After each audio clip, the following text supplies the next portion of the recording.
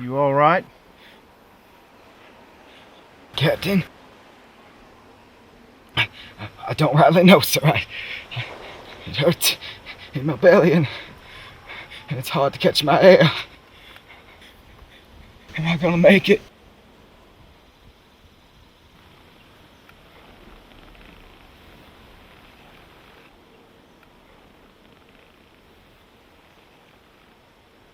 Don't worry. You're going home soon. We put him to the run, Captain.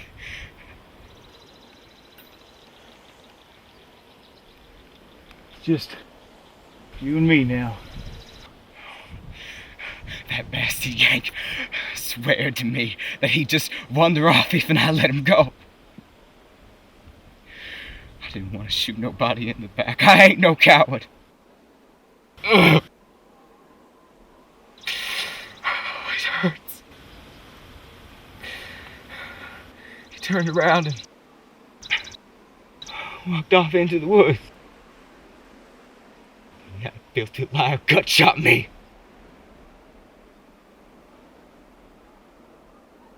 You quiet yourself now. Yes, sir, Captain. I'm bad off, but I can still fight. If you help me to my feet.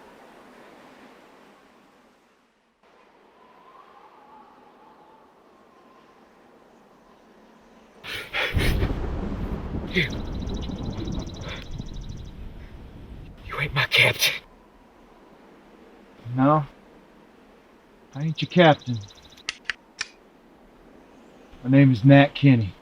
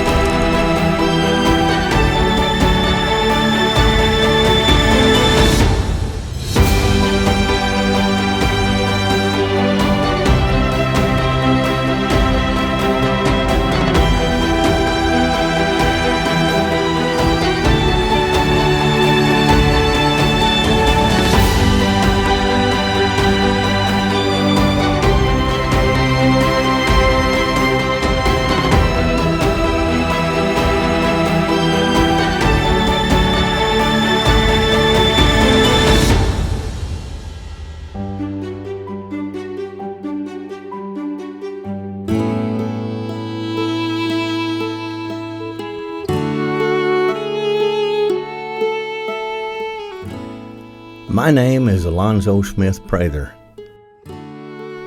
I was born in Jennings, Indiana, July 25th, 1840. A few years back, I fought for the Northern Army in the war between the states with my father and 3 brothers. They called it the Civil War, but I can assure you there was nothing civil about it. I am somewhat amazed that I survived that bloody war. I saw men slaughtered at Shiloh, Stones River, Chickamauga, and Chattanooga. I entered the war as a sergeant, and when the smoke had cleared from the last shot fired, I walked away as a second lieutenant, and I have never looked back. I always thought my life would be on the peaceful side after all of that, but as history now shows, didn't quite turn out that way. In 1863, I married Ada Marie McMillan, and we moved around a bit before settling here in Ozark Mountains in Taney County, Missouri. Between 1865 and 1885, over 40 murders were committed in Taney County without any justice ever being properly served. But Judge, he's a liar and a murderer. Now, I will have order in this court, or by God, I'll clear this room. Don't test me, gentlemen. Now, Mr. Everett, do you understand? Yeah, but Judge, he ain't telling the truth. That's enough. Now, sit down. And you, Mr. Kinney, do you understand? Yes, sir, Your Honor. I understand exactly what's going on here. Well, that's a good thing. Counselor, you may continue with examination of your client, the accused. Thank you, Your Honor. Now, Mr. Layton, let's start again with your testimony. Where were you the night of September 22nd, 1883? 1883. This is 84, ain't it? Last year, Mr. Layton. Were you in Everett Saloon on September 22nd, 1883? Oh, yes, I was. Now, who were you with that evening at Everett? What were you doing? Sam Hall. Me and Sam rode over to there after we was done working at the mill. Shoot some pool and play some cards with some of the boys. Drink some whiskey. Fine. Now tell me, in your own words, what happened that night at the saloon? Well, like you and me talked about, me and Sam played some cards. He cheated me in the second game. Did not, you damn jackass! You cheated me! Not true. You lie! Hush up! calling you a liar. Hush up! Now, sit down. Counselor, you control your client. Now, there'll be no more interruption. Now, Mr. Layton, you played cards. Then what happened? Well, we played some cards and drank a bit of whiskey, like I said. Yeah. And? And what? Mr. Layton, what happened then? Oh, well, that Jim Everett, he must have been drinking his own bad whiskey. So he stood there and he told the boys that I was cheating. And I ain't no card cheat, right? Is this when Jim started waving his gun around and threatening to shoot you and Sam if y'all didn't settle down? Objection. This is a leading question and it's full of assumption. Sustained. Continue, Mr. Layton. So I stands up and I told him to take it back. And that's when he took my pistol from my belt. And he pointed it at me and Sam and then he chased us outside. And so that's when I wrestled the gun back from him and I commenced to leave. And somebody shot him.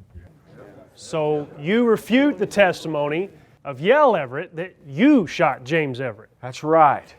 I didn't shoot nobody. That Yale Everett's a liar just like his brother. Everybody seen I didn't kill nobody. You're the liar, Layton. You murdered Jim in cold blood. He didn't have no gun. You shot him twice and killed him, and you shot me, and you're going to pay for it. Sit down. You're not doing yourself any good. Sit down. Judge, this is becoming ridiculous. How can we expect a fair trial when the jury box is filled with Layton's drunken family? I'd have to agree with the prosecution. And in all of my years of studying law, I have never seen such an abomination of the law. This is ridiculous. Your Honor, may I approach the bench? Yes. For God's sakes, you have got to get Everett and his family out of this courtroom. Although I share their sentiments, they are heating up this jury in such a way it is jeopardizing my case. Now, I warn you. Sheriff, I want you to remove Mr. Kinney, Mr. Everett, and that foul-mouthed Hull out of my courtroom. And Mr. Everett, any more out of you, and you're going to jail.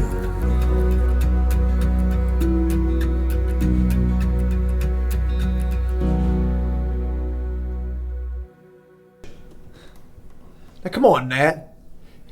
You know what's going on in that courtroom over there is just plain wrong. Yeah, I was on the grand jury that indicted him. Look, there's no doubt that he was going to kill somebody that day. I don't think it mattered one bit to that hot-headed drunk who he killed. It's just a shame that your brother was his victim. Now listen, Yale, you know that our county court saw fit to put all of his friends and relatives on that jury. It doesn't look good.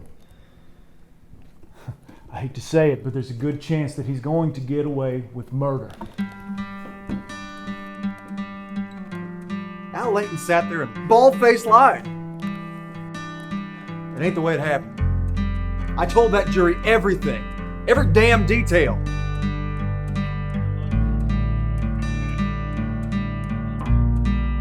Read 'em and weep, boys. I'm gonna be a straight flush.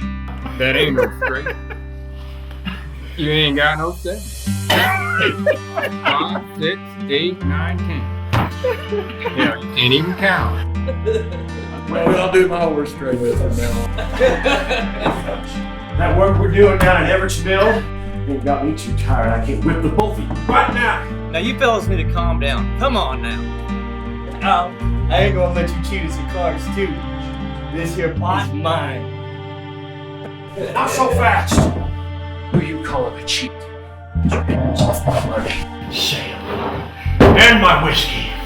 Al, that ain't your whiskey. It ain't nobody's whiskey. Put that gun away.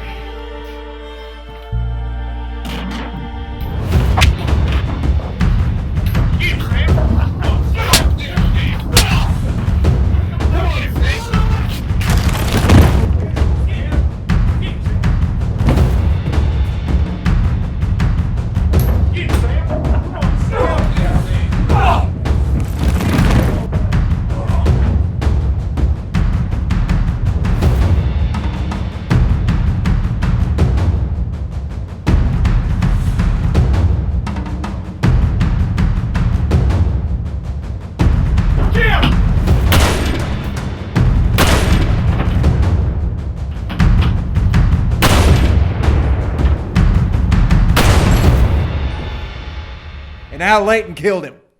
That ain't no mystery. Everybody in town knows it. Mr. Kenny, Mr. Prather sent you this note. What's your name, boy? Taney Dean, sir, but people call me Junior. Take that, Junior.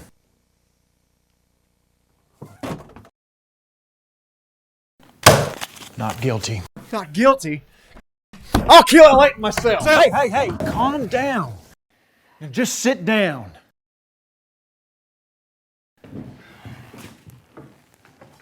You told the truth in front of God and witnesses. Layton is guilty. That's a plain fact. Now just calm yourself. You're not alone in the way you feel. I want justice, damn it! We need justice.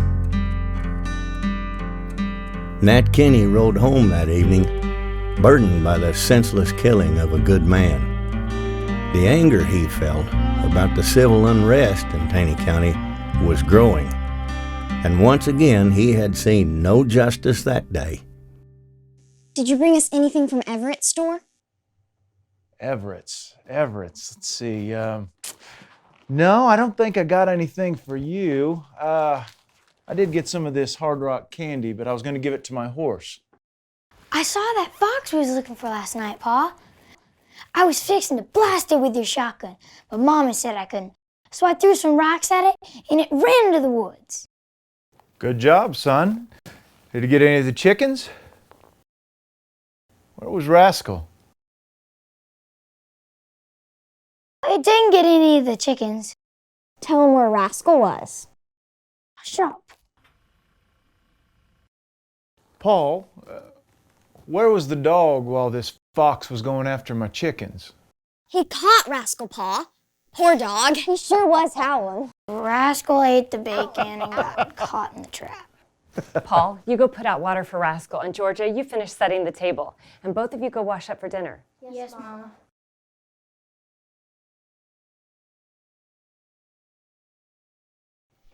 What's wrong? The jury found Al Layton not guilty of Jim's murder.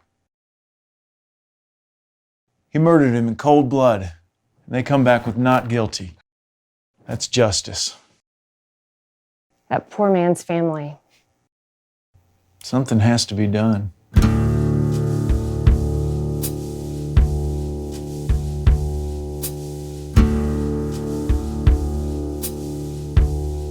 Glad we moved down from Springfield.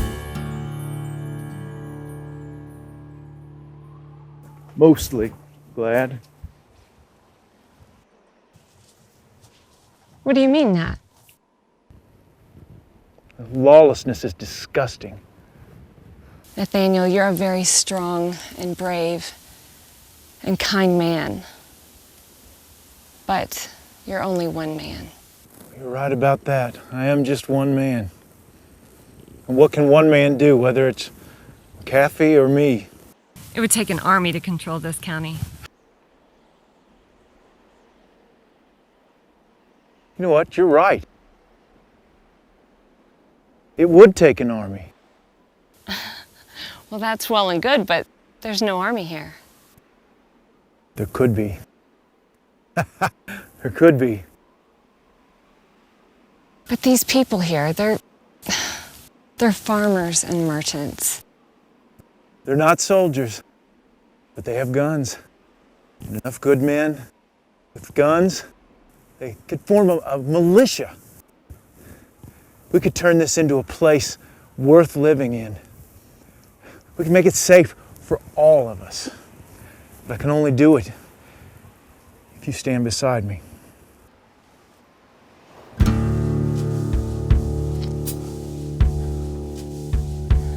Well, Mr. Kinney, let's build your army.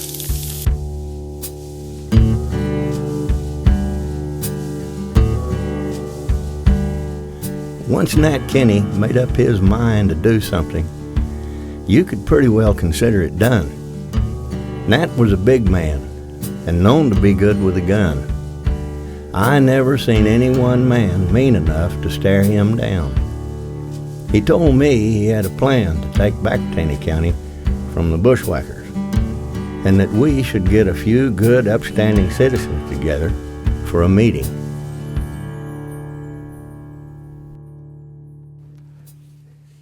Good evening, gentlemen. Thank you for taking time out of your busy lives to be here tonight. But I think that our business here, as we all know, is very important. We have an overabundance of bushwhackers, thieves, Committing murders and getting away with it. We have to stop this. It's our duty to stop this. We all know that the court system isn't going to do anything about it. They've shown us that. How about that $42,000 in tax income? Just gone. Missing. Are you saying that we should all carry our guns, post up around the county? Some of us have farms to run. Some of us need to make a living. We all have a living to make.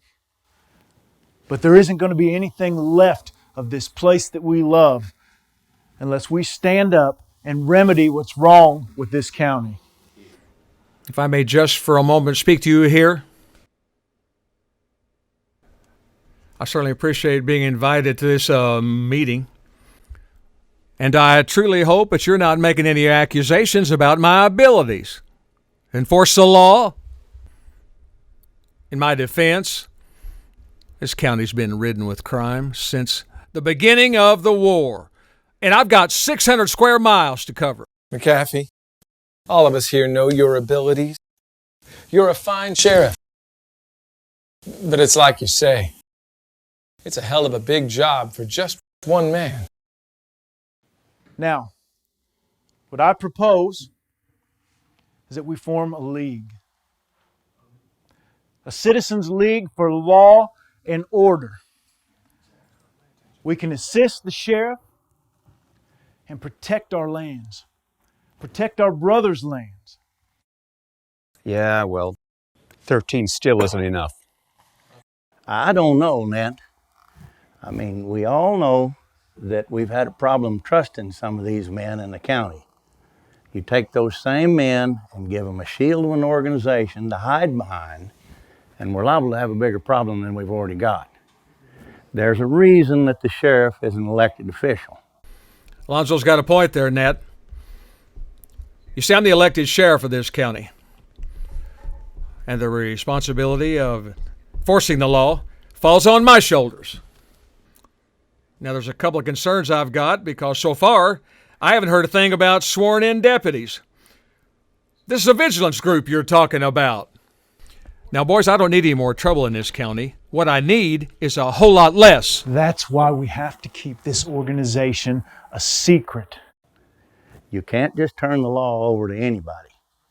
I mean, there's men out there that they're looking for an excuse to shoot somebody. We can only bring in men that we absolutely trust.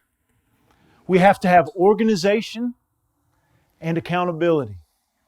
Now, Alonzo, if you and Captain Van Zant can organize the men, we need to treat this like a military unit.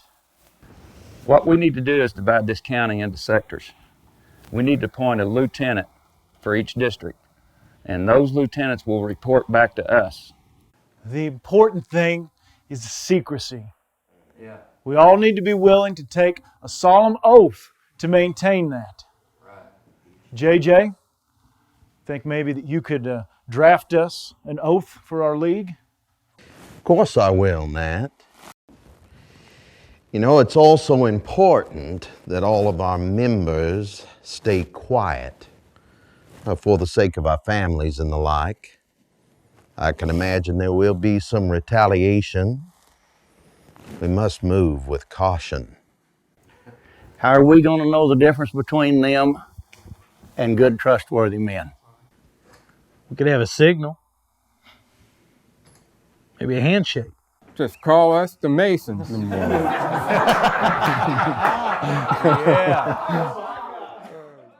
We can be the eyes and ears for Sheriff McAfee. There is strength in our numbers. Now, you mark my words, Kenny. If this gets out of hand, I'll deny any knowledge.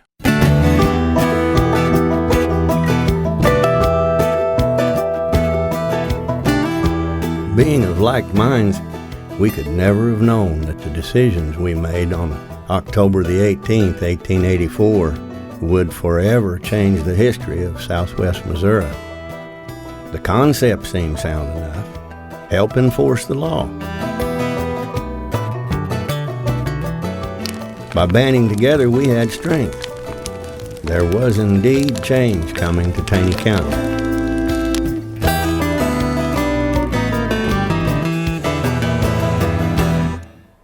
Gentlemen,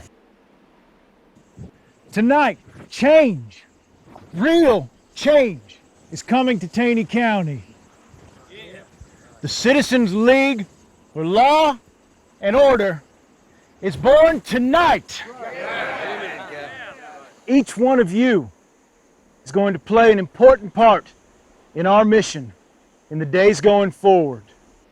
Our purpose is at all times to respond to the call of our officers in maintaining law. Everybody here has seen our towns being looted.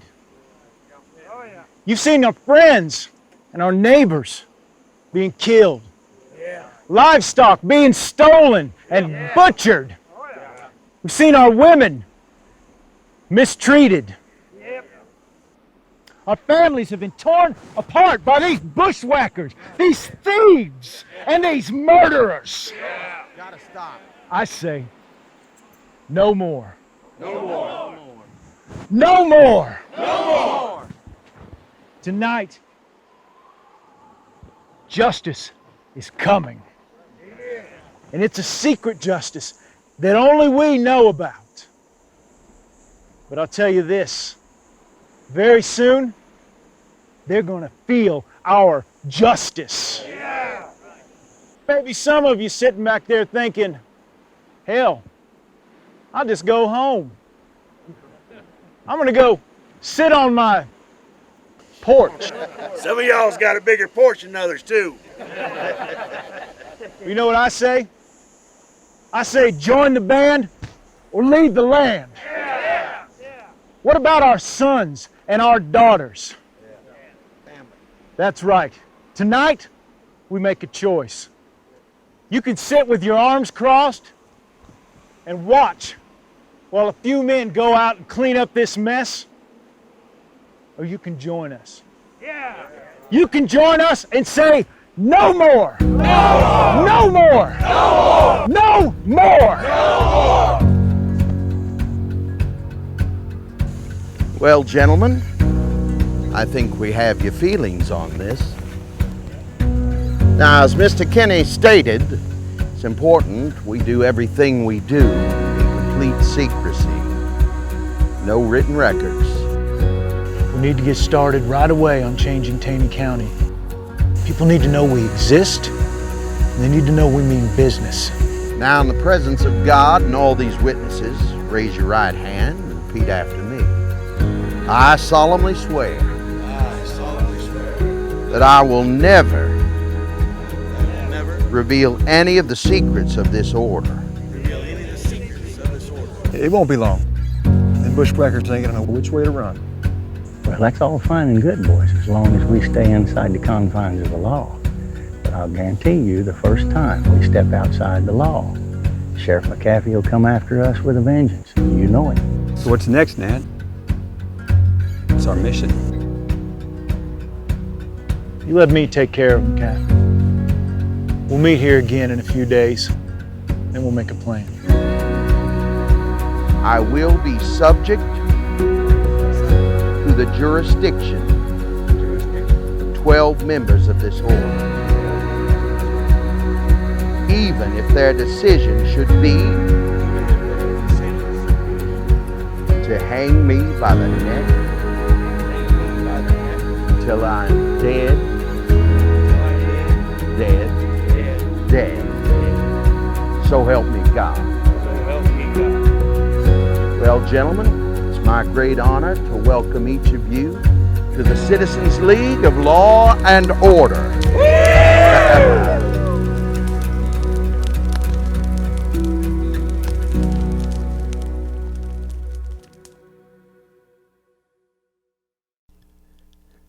For some time now, there had been bad blood between Nat Kenny and the Cogburns and their friends, the Snaps.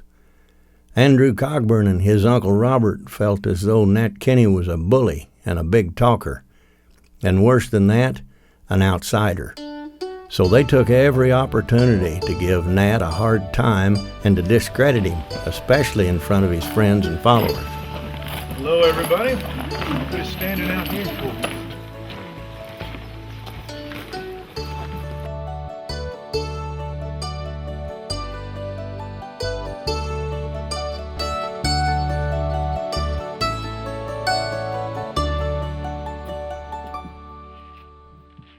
This is nothing but an unholy desecration of the house of God.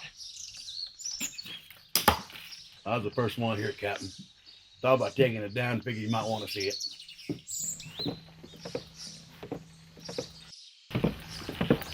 Nathaniel, it's gonna be okay. What do you want to do, Ned? We're going to do what we always do.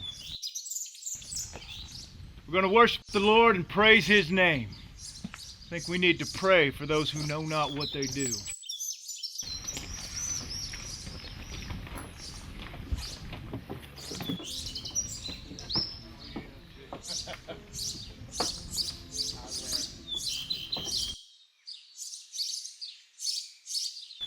What are you doing here, Cogburn?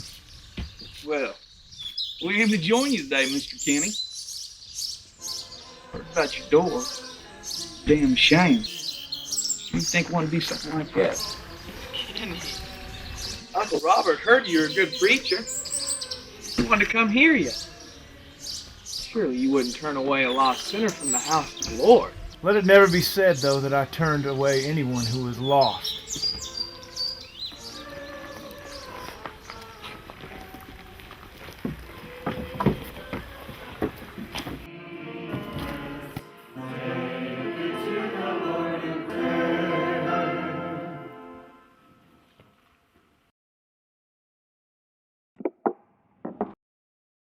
Good morning, everybody. This is the day the Lord has made. Despite a few distractions this morning, we're here for church. We're going to worship the Lord, praise His name. We're going to speak His words to the lost. Let us go to His word. Jesus, the Son of God, said, I give unto them eternal life, and they shall never perish. My Father, which gave them to me, is greater than all, and no man can pluck them from His hands. It makes me feel kind of good inside. Taney County is full of sinners. There are men and women living together without being married. Amen, Brother Kenny. There are men spending their wages on whiskey while their families go without, and children are starving. Well, that ain't right. People ought not do that. You know, this can be the day that your life changes.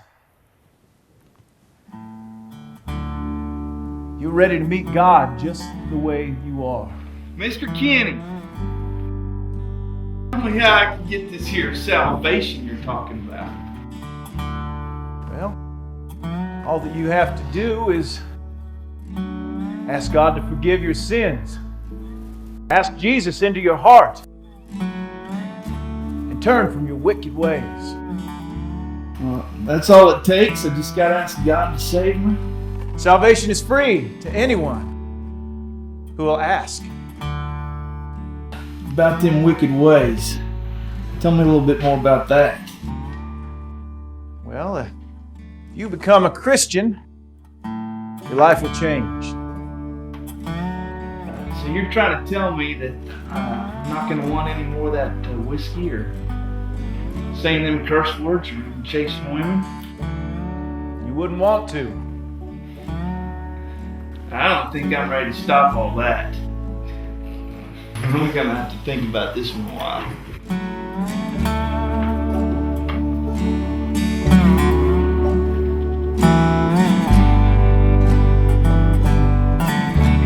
My friends, in our lives we are faced with many decisions, many choices.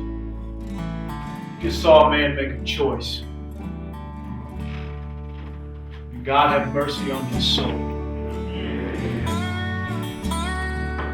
Friends, I'm sorry it turned out this way today. And I promise you that will not happen again. Gail, can I see you after? I don't ever want those Cogborn boys in my church again. I'll make sure they don't, Ned.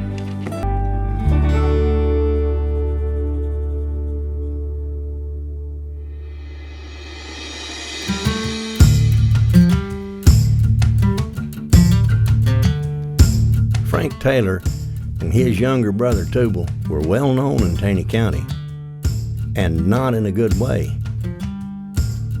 They were just plain mean. They never let the law or moral decency get in their way. Most people cut them a wide path when they were around. It just didn't seem healthy to try to pet a rattlesnake.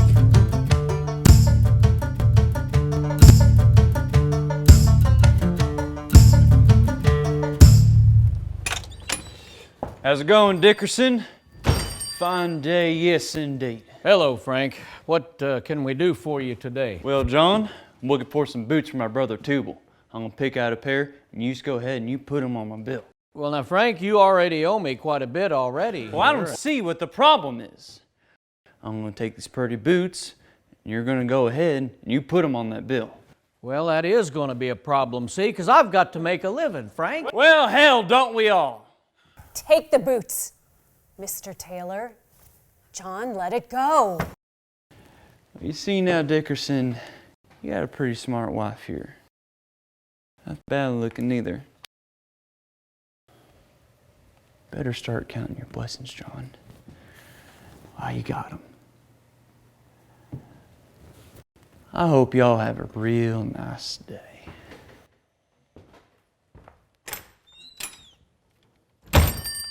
John, it's just not worth your life for a pair of boots. But Mary, it's not going to stop with a pair of boots. Why, we're just barely making it as it is. These Taylor boys are going to bleed us dry. You can't go against an outlaw. You are not a gunslinger. But we're not alone in this. We've got friends now who'll help us. The Citizens League? I don't want to talk about it. I'm not going to talk about it. I told you I'd take care of the problem.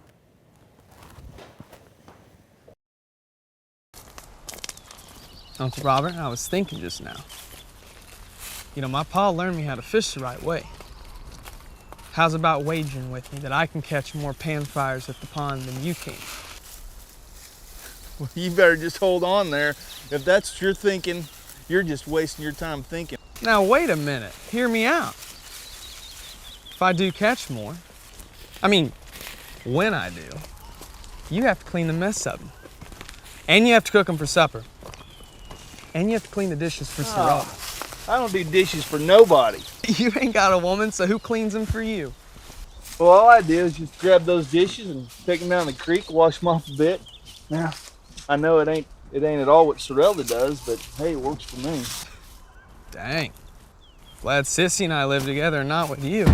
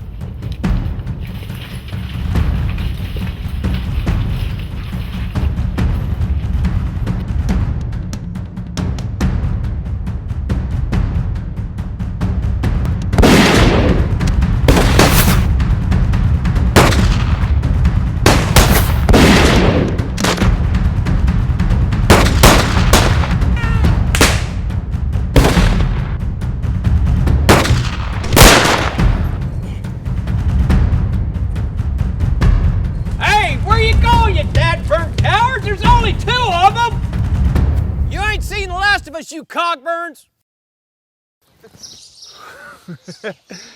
Hey. Oh, Lord. My heart is beating out of my chest.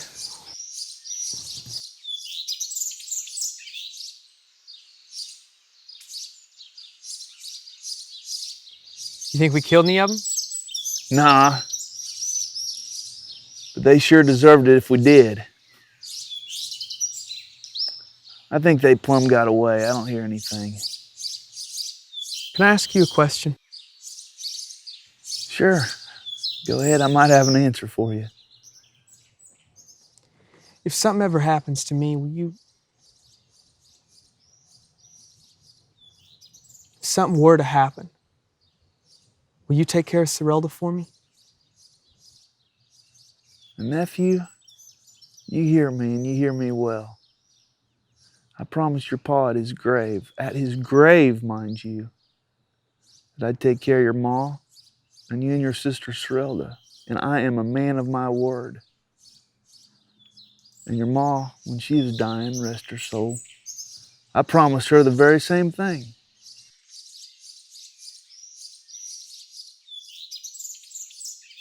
You know, Sorrelda said Ma died of a broken heart.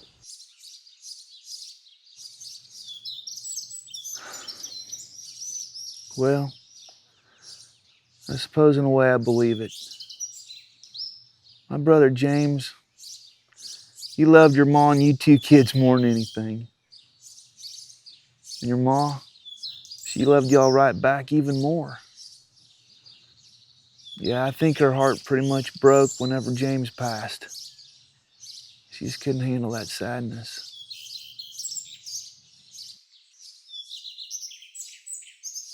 Sometime I feel that way. About the sadness. I know you do, Andy. Me too. But you and Sorrel are my blood. And if it takes my very last breath, I'm going to do everything I can to not let anything happen to you. You guys have been through enough already. You think Kenny and them bald knobbers ever gonna let us be? Not if you don't leave Kenny alone. You're playing a dangerous game, Andrew. You think I ought to ease off making the fun I do of Kenny and the bunch? Might not be a bad idea. You know, Kenny said Pa was a fool for taking the kind of chances he did. That a smarter man wouldn't have gotten himself killed. Robert, I can't let that go.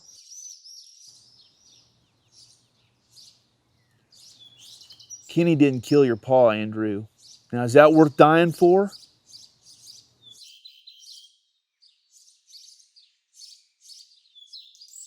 I guess not. But is what we have now worth living for? All we got, boy, is the sunrise that brings us each new day. And as long as you're upright and breathing, it's a pretty good day.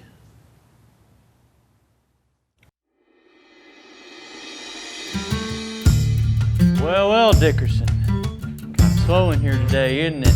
Not much going on today, Frank. Well, makes me think you should have appreciated my business the other day on account of it being so slow. You know, that kind of hurts my feelings. Mr. Dickinson, you went and hurt my brother's feelings. Not a good thing to do. Well, now look, Frank, I was only trying to help. You went and told the sheriff about my little warning to you the other day. That wasn't a very smart thing to do. And guess what? You won't be telling anybody anything anymore.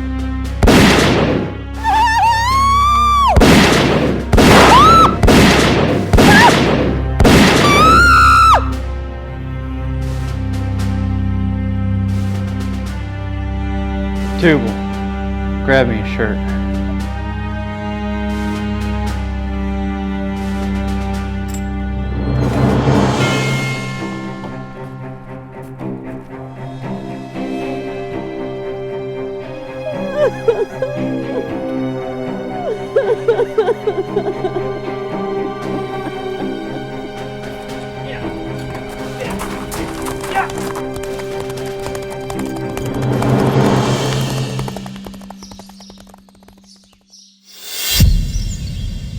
What are we gonna do if them damn ball knobbers come out looking for us?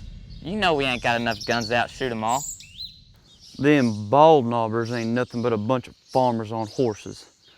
What are they gonna do? Hit us with a damn rake? Them Dickersons were outsiders and they're dead. Kinda hard to testify when you're dead.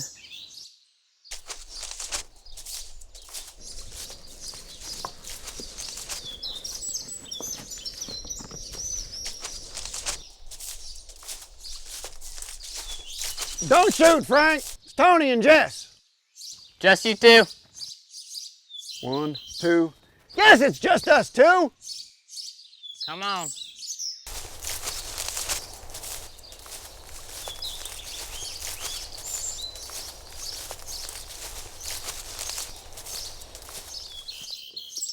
Well, if it isn't Jesse and Frank James. Don't give me no bull, Jess. Why, you're even famous outside of Taney County. Hear that, Frank? We're famous. I am standing right here, Tubal. I heard what the man said. What are y'all talking about anyways? The Dickersons, Frank. A lot of people looking for you right now. Well, hell, I killed the Dickersons outright. They ought to be dead. Well, Frank, they ain't. Well, we shot them. They damn well look dead. Well, Tubal, apparently looking ain't being. What's it take to kill a man nowadays? I shot that old man through the head. He had to be dead. So now everyone knows we done it, Frank. Well, I do have some good news. Well, I sure could use some about now, Deputy Tony. There's a reward out on you. I don't think that's a damn bit funny, Tony. Well, I'm glad we can give you boys a good laugh today. You come all the way out just to give us the good news. Tony, you thinking about keeping that reward yourself? You and Jess here? We were thinking about it, Frank. It is a lot of money. Now, hold on there, Frank. There's more to this than Tony said. Tony, you trying to get us killed? Tell him what's on our minds. And Frank, just calm down. And how much is this reward? $1,000. Frank, that's a lot of money. All we do is turn you into Sheriff McAfee. We get the reward, and then we split it with you. You'll be out on bail and pretty soon walking around with a pocket full of money. It will work, Frank. How I know you and Jess here ain't gonna cheat us. Well, besides us being friends, why would I do that if I know you're gonna get out on bail and come looking for me? No, Frank, we do this together. 4 ways. Okay. But if anything goes wrong, you get us out of that jail. It won't go wrong, Frank. And just remember, I got the keys to the cell. Sheriff McAfee's too damn dumb to ever know what happened. Tubal, you go get the horses.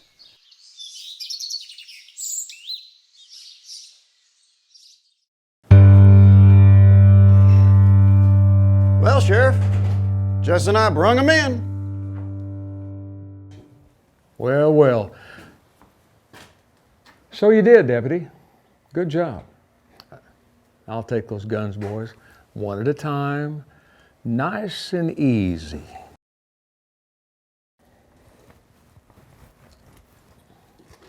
All right, boys, right this way.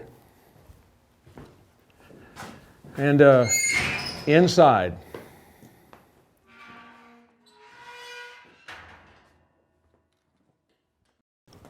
So, Sheriff, do I need to sign something or what? No, you don't need to sign anything. But I was curious, where'd you find Frank and Tubal Taylor? You know, we've had a lot of men out looking for them. Well, just like everyone else, we were out riding and searching and kind of stumbled across them. Caught them off guard. Pretty lucky, huh? Did you have Jess Casey sworn in to help you? Of course I did. Wanted it to be all legal like in case we had any trouble. Well, I guess it's all legal then. Now, about the reward. No, there won't be any reward, Deputy Tony. No reward? What do you mean no reward? I've seen posters all over town about a $1,000 reward. We risked our lives to bring in those men. What do you mean we ain't getting no reward? Did you read the poster? It said for the arrest and conviction of Frank and Tubal Taylor. Besides that, you and Jess Casey are sworn officers of the law, and you can't collect any reward doing your duty as a law officer. And furthermore, you risk your lives by letting them keep their guns. They could just have easily shot your ass off. Now, wait just a damn minute, Sheriff. Well, then I'll resign and I'll collect the reward that way. Well, you can resign, Deputy, but there'll still be no reward. See, you were a lawman when you brought him in, and that's all that counts. Besides that, do me a favor. Watch these guys. I got to go take some of these posters down.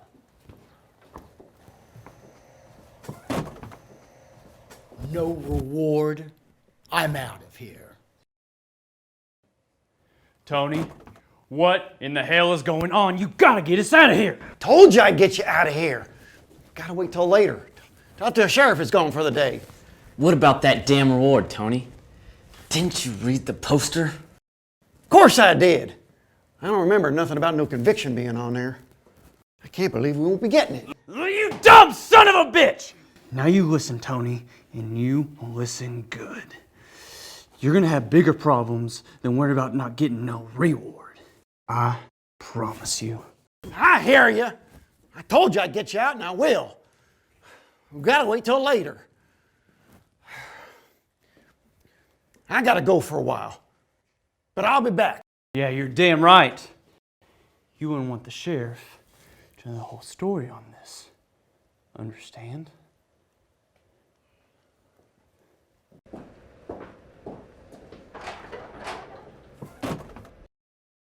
Oh, gee, Sheriff, you scared the life right out of me. Give me your badge, Deputy Tony.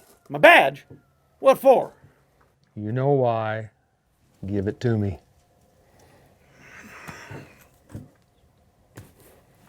And one more thing. If I ever catch you within 50 feet of this jail again, I'm going to put you in that cell with those old boys and let you finish that conversation you were having with them. Now get out of here.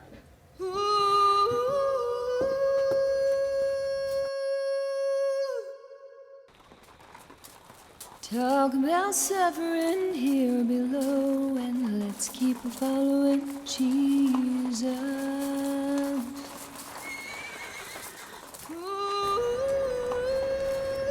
Frank. Frank, wake up. Tubal, it is the middle of the night.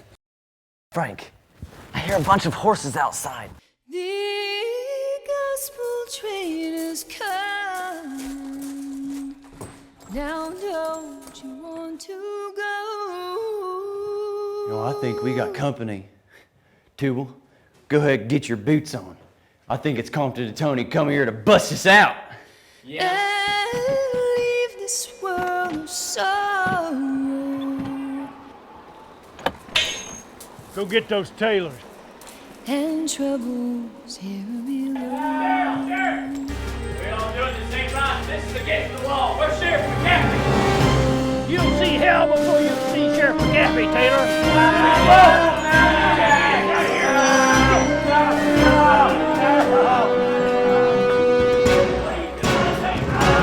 Can't do this, can't Sheriff McCaffrey! Where's Sheriff McCaffrey? I'm not getting on that damn horse! Come on! Help me! Move out, boys.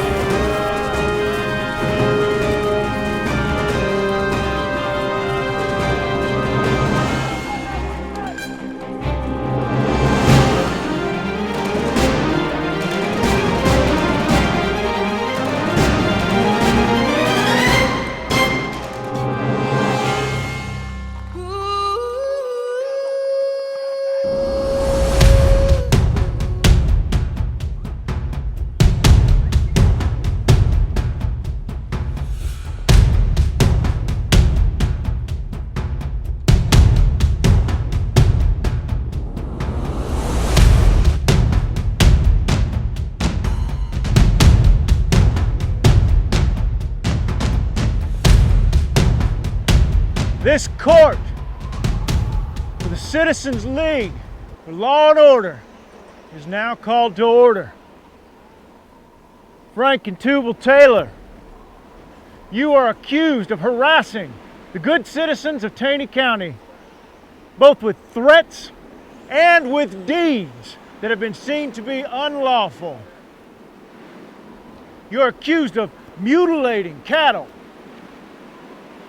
theft of property, and the attempted murder of 2 of our citizens. How do you plead? This is bullshit, Kenny! You ain't got no right to do this. You can't do this. This ain't no courthouse.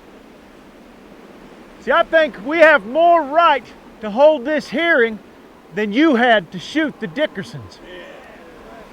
And now here you are, being tried by a jury of your peers.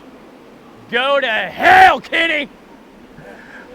Well, I tell you what, I suggest that you start praying to the Lord God Almighty for forgiveness before you make your little journey to hell tonight. Who made you judge, jury, and executioner? Frank Taylor, we're done with filthy dogs like you having your way. We're cleaning up Taney County, and you and Tubal are just the beginning. Listen, we are not here tonight for revenge. We are here to uphold law and order. Tubal, how do you plead? Not guilty. What is your verdict of these men?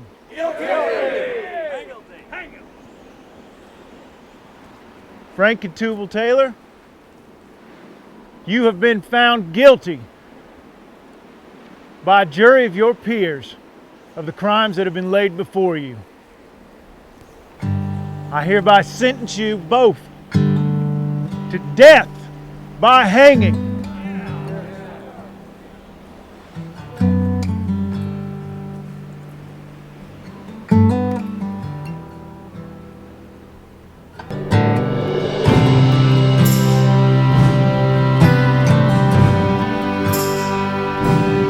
God have mercy on your souls.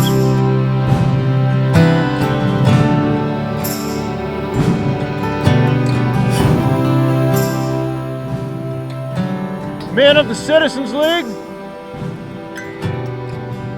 this trial's over. You are dismissed.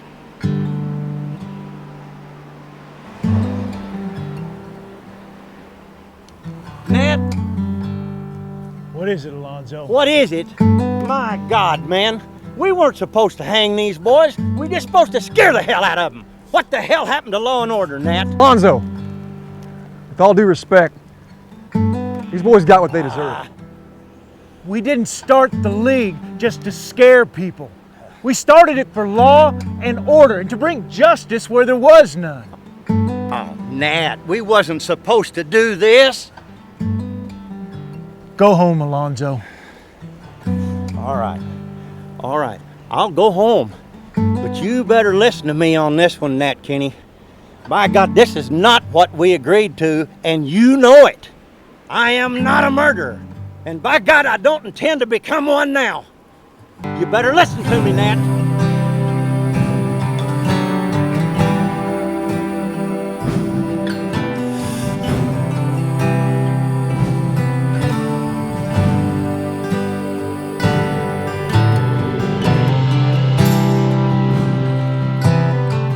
My Lord and my God, I pray for these men that this elimination of evil will be used for good, that a message will be sent out to those who are not following your ways, Lord, and that it would turn them to righteousness. Please give me strength and guidance. In your Son's name, amen.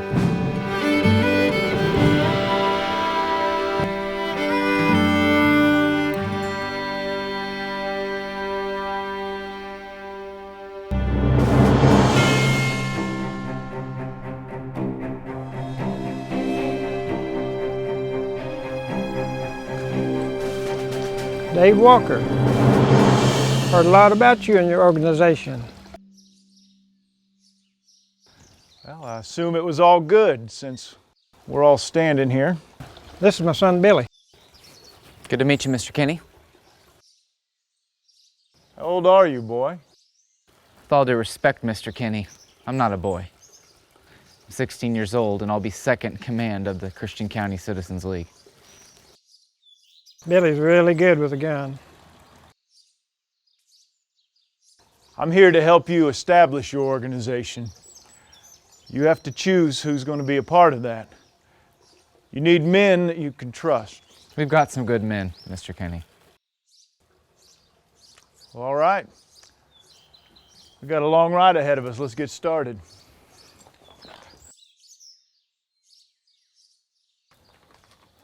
Why do you need this organization? What are you going to do with it? We're not just riding around the countryside, shooting up the hills. What are you doing here? There's some bad folks in Christian County. It was bad enough, but then the railroad came, and now it's worse. There's folks selling whiskey, there's saloons, gambling, and even a few soiled doves around, if you know what I mean. It's a troubled county.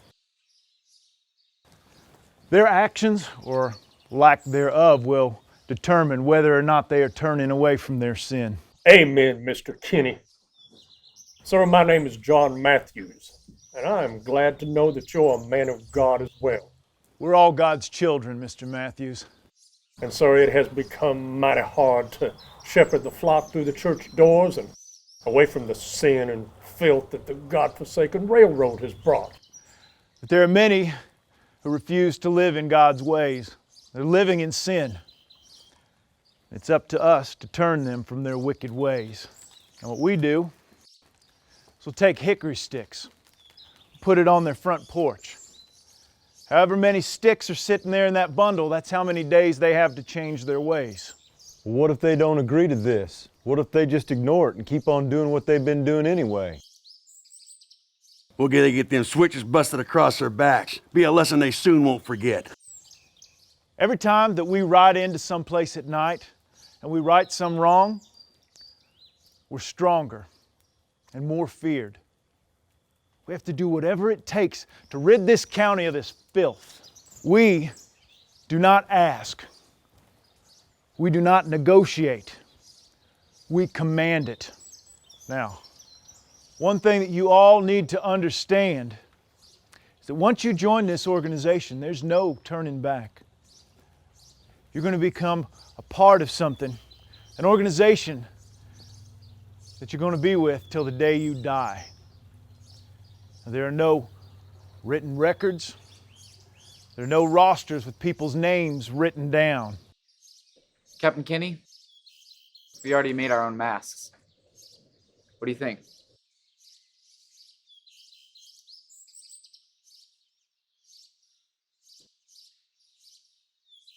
I think that'd be very effective in the dark. Conceal your face a lot better than a bandana. It's good thinking, boy. This is Galba Branson. He's going to be administering the oath. Well, he's a lawman. And who are you? Well, I'm Wiley Matthews. And what's your point about him being a lawman? Well, I just thought it might be a problem with the law looking over our shoulder. We're all here to enforce the law. We have men from every walk of life in our organization. Mr. Kinney is right, Wiley. Now, this organization is going to rid the county of the filth, not become part of it. Gather around, take the oath.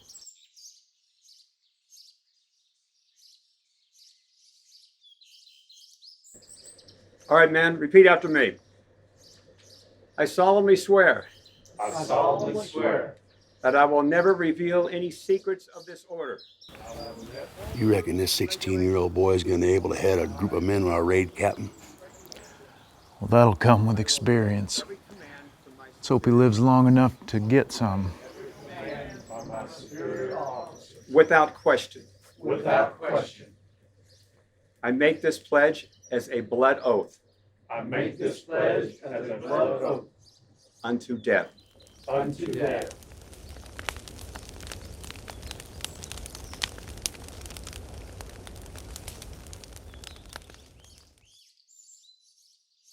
Paul, Nat Kinney sent you a note. I found this tacked to one of our trees down by the road. I don't think you're gonna like it very much. Well, I guess Mr. Kinney's running out of people to bother. Diane, read this. Attention, William Miles family. As a resident and landowner in Taney County, Missouri, it's your responsibility to join your neighbors in protecting property and people of this area. You are hereby advised to join the Citizens League for Law and Order or face the consequences. There is no middle ground, and no one can sit on the fence in Taney County. It's time to take a stand on one side or the other. Join the band or leave the land. You have 7 days to respond. What do you think, Paul? Seems like Nat Kinney's been so busy creating all this law and order, now he thinks he's a king. King Kinney. Sort of has a ring to it. This is not funny. I heard he has over 200 men riding with him. This is our home, and that ain't right. We ain't going nowhere, Frankie. Now, we ain't got much, but it's ours. Now, I raised you kids to take care of yourselves, and that's exactly what we're going to do. Now, starting tonight, we take turns on lookout. Jim, you get you something to eat, and get your horse, and you're going to ride perimeter tonight.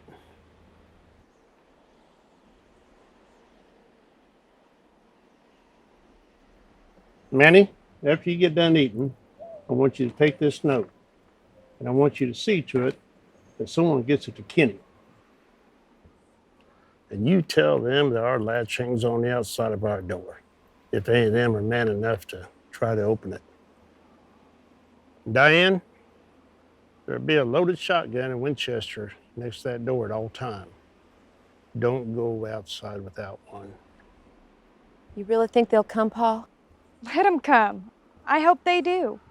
Yeah, they'll come. And when they do, by God, we're going to be ready.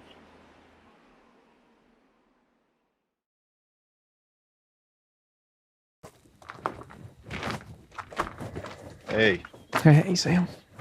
We have a visiting preacher tonight. Andrew, let's try to get through this service without pissing off Kenny, okay? Asking Andrew not to harass Mr. Kinney is like talking to a tree, Mr. Snap. It's what he lives for. I've tried to pull back the rein on him several times, but it's like saddling a mule blindfolded. Well, you know a man has to do what he does best. I can't help it, Sam. I just can't stand the man. I don't like him either, but it's the closest church to my property. I gotta see that my kids get some decent Bible learning where I can. Mr. Snap, your kids are going to turn out fine. Even at their age, they're polite and respectful, which is more than I can say about some grown men around here. Well, I'm just keeping Kenny on his toes, sissy. Andy, you're gonna push him once too often one of these days.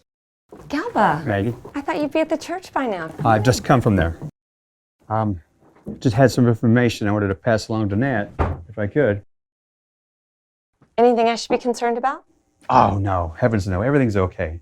Just wanted to jaw with Nat a little bit. Okay, I'll go get him. Have a seat.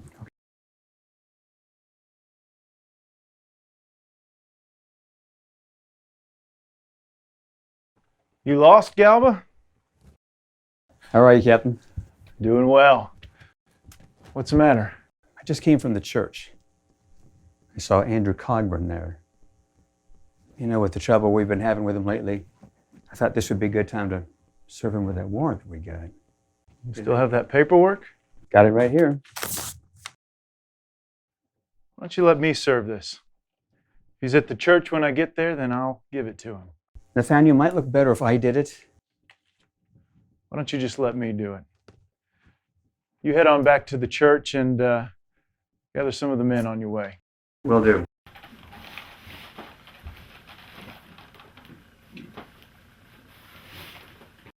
Nathaniel, what's wrong? It's nothing. Is it Andrew? I need to get to the church. I have a warrant for Andrew Cogburn's arrest. I'm going to serve it. I don't think there's going to be any problems. I'm just taking precautions. It'll be fine. Paul, let's go. Pick up the Bible. Listen to your father.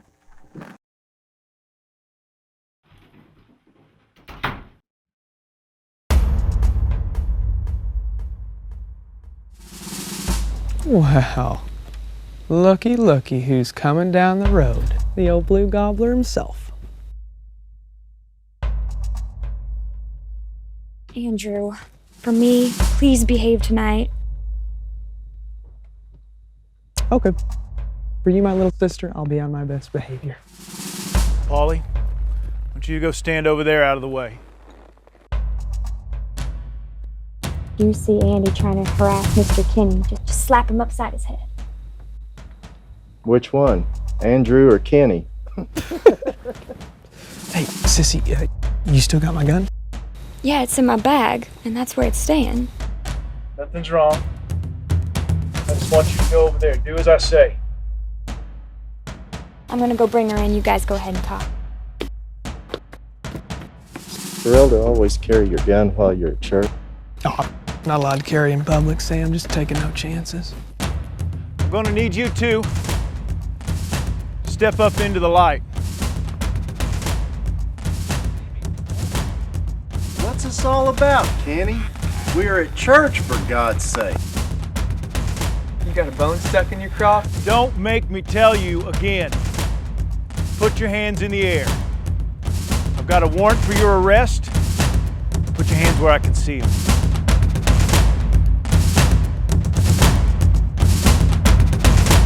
I don't know what I do now to get in trouble with you. I don't.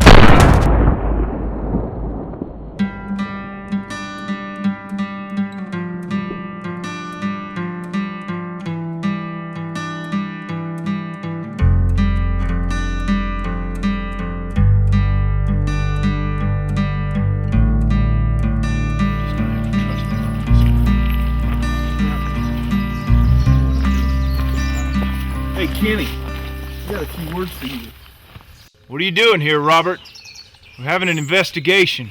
You damn well better have an investigation going on. You're the one who shot him. Now, I'm sorry that I had to shoot him, but he left me no choice. You and I both know that Andrew would never draw on you. He's not a gunslinger, he's just a reckless boy. The facts are the facts. You know what? Ever since that damn war, this county's been doing the best it can to heal itself. And you come down here and you tear the wounds right back open. You're nothing but a saloon-keeping Yankee. And then you start this Sunday school group, and you call yourself a man of God. You're not a man of God, you're an agent of the devil.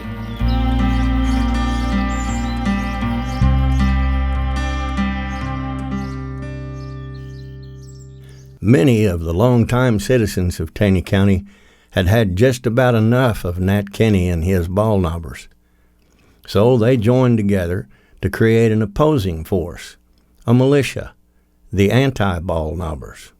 The ball knobbers don't care about law and order. They only care about taking people's land. Right. Just found out Nat Kinney and his friends know we're meeting. They're coming to disarm ya. The hell they will. Well, you better get them fast. They're coming up the street.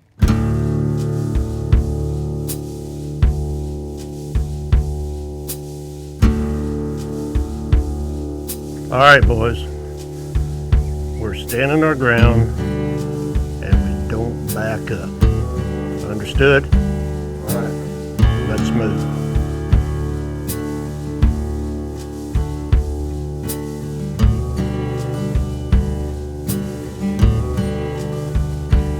Nobody does anything unless I say. Wait for my signal.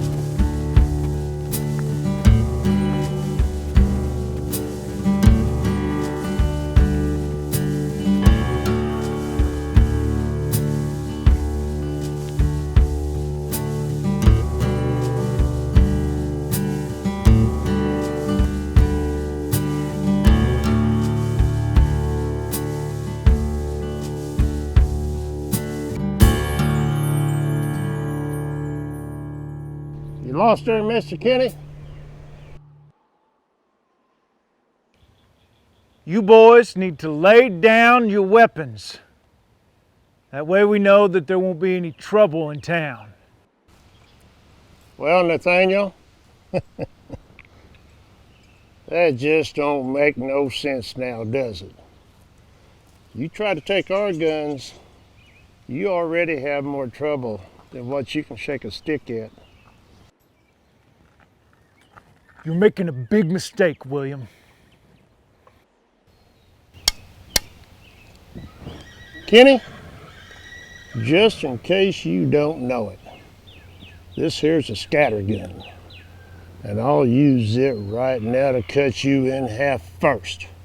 Now you just go right ahead and pull them damn fancy guns you got and see what happens.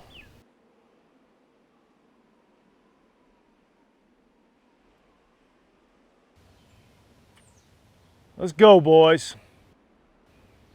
We can take care of this some other time. Oh, Nathaniel, I don't want you to walk all the way down here and for nothing.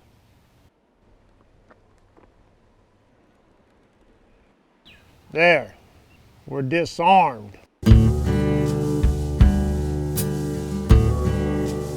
Don't get too cocky, boys.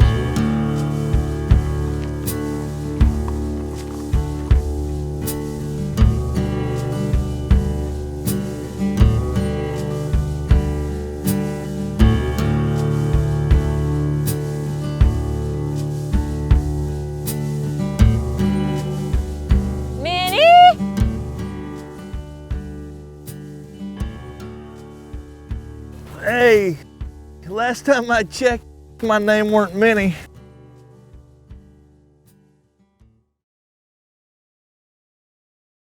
You're about as red-faced as that old hog I'm looking for, but I guess you aren't Minnie after all, are you? Well, I reckon not. Do I know you? Probably. but I tend to keep to myself.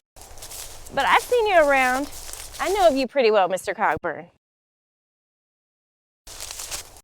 Well, I apologize, this leg's got me down. Well, you do seem to be favoring that leg just almost as much as you're sipping from that jug. Are you all right? Yeah, I'm all right. We should get you back to the house. I'm headed back there anyway as soon as I've found Minnie. Maybe I can make something up to help you with that leg. Maybe also help you with your head once you run that jug dry. Well, I appreciate that and all, ma'am.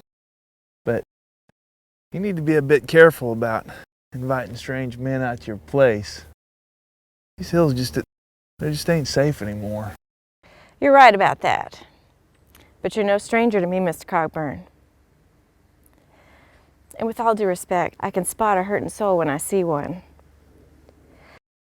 Your soul cries the same way mine did, with those longing tears of wanting to bring somebody back to you and knowing you can't do nothing about it. How about that leg? Now, how about that pig? Minnie, where are you? Now, who goes names an old hog anyway? And speaking of names, what was your name again? Well, mostly, they're about the only company I have most of the time. And well, it'd be rude to call them breakfast and supper. And my name's Rachel. Rachel May.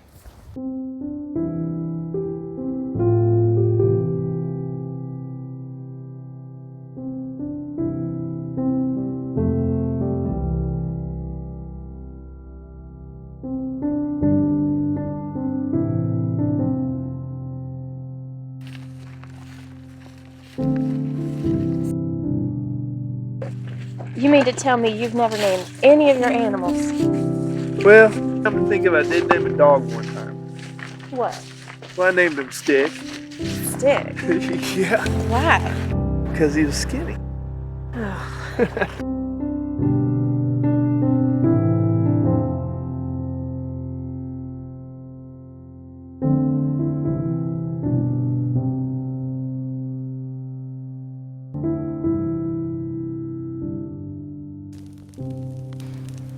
Now, tell me, how'd you come to hurt that leg so bad?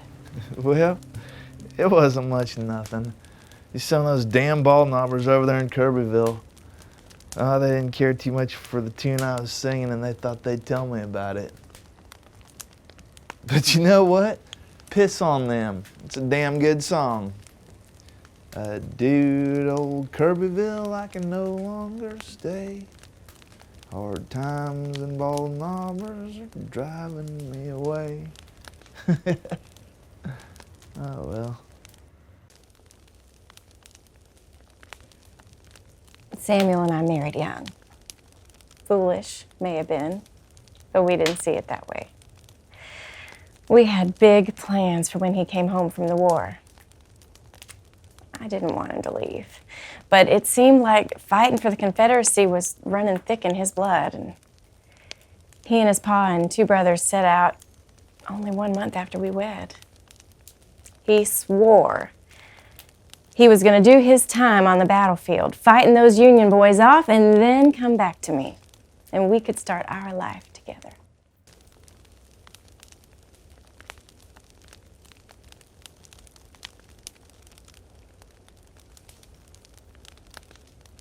But he didn't come back.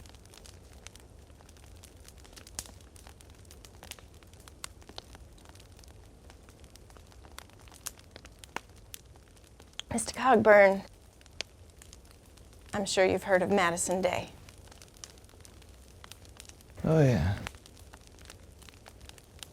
Well, it was him.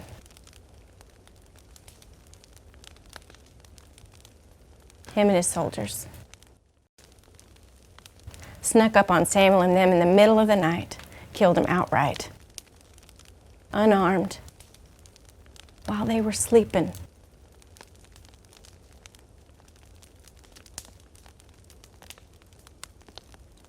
They never had a chance like that. So much for the glory of war.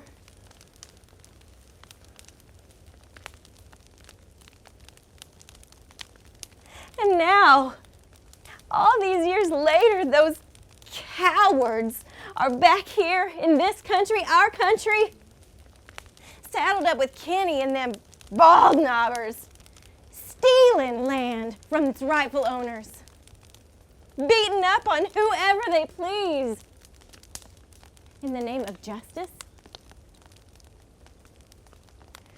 There ain't one thing just about them. You know,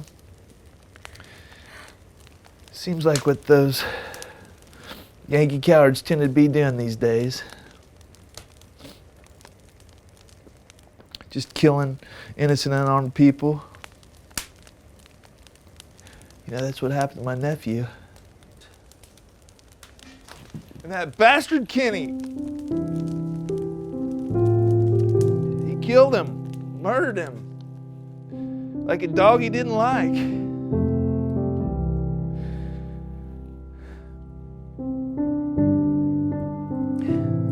And I couldn't save him. It was my fault. I couldn't save him.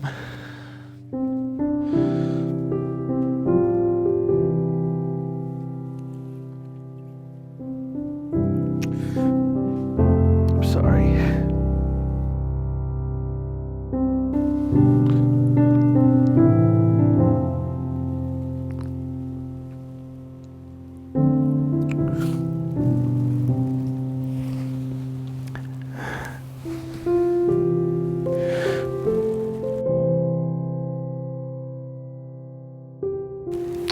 I want you to hold on to this. I want you to have this.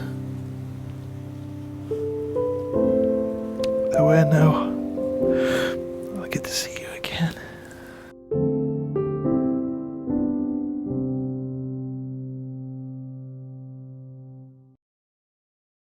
Now, Paul's old hound dog had run off, see, and we was out looking for him. And we was way over at Johnson Holler when I hear some howling out in the woods. Now, Robert, don't you even think about touching that huckleberry pie. Anyway. Now, I hear some howling in the trees, and here he come like a Hush, listen. Robert, there's somebody coming down the path.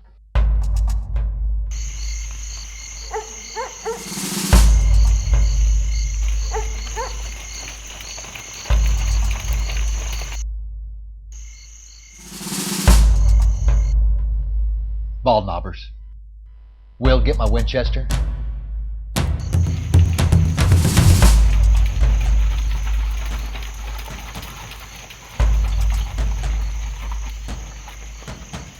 Don't you dare go out that door, Robert. Listen to me. You put Sophia in bed, get the shotgun, and then stand right here behind this door. Will, you come with me. He's just a boy, Robert. I'm just gonna see what these fools want. You just keep an eye on us. You stay close. Robert Snap, get out here now!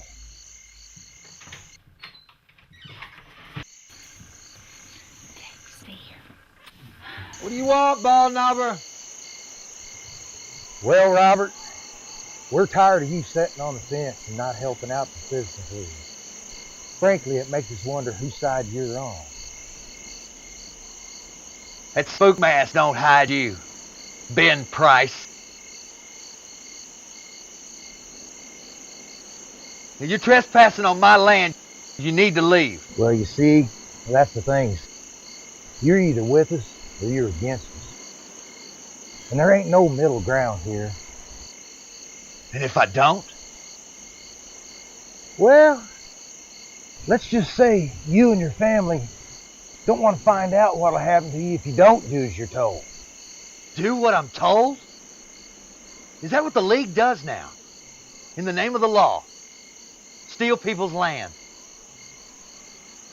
You're no better than thieves. And you come on my land threatening my family? My land, Ben Price. I can't take all you boys down. But Price, you're gonna be my first. And not my last. I ain't shooting no woman or kid, Ben. No matter that I'm a woman right now, John Haggard, and it surely don't matter to this scattergun I got pointed right at your gut. It cut you in half and everybody around you.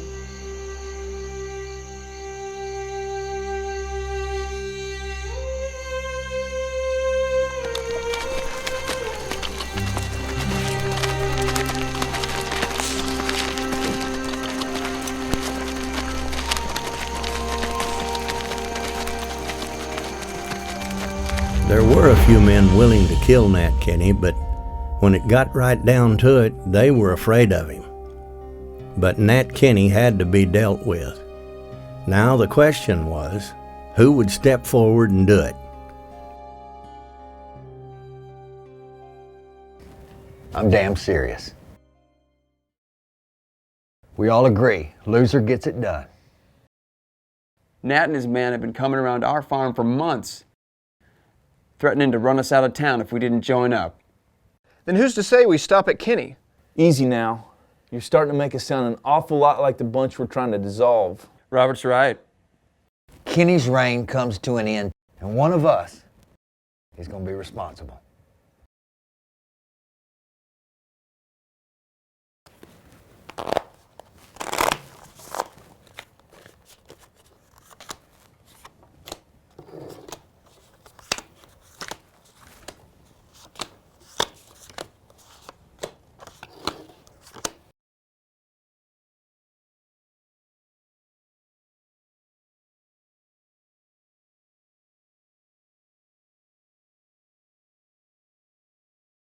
Cards?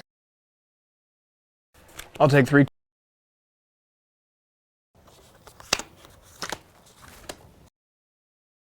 Billy? 4 cards.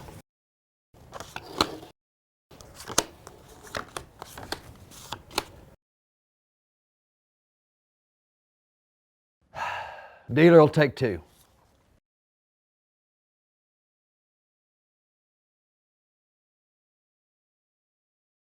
Billy, you cheating your way to a killing?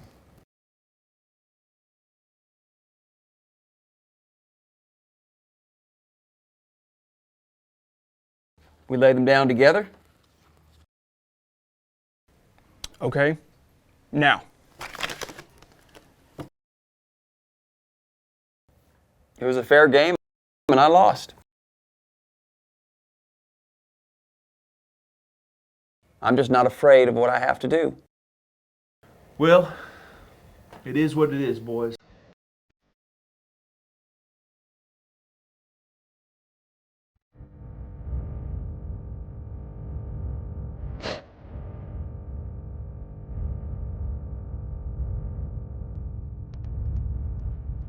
Others!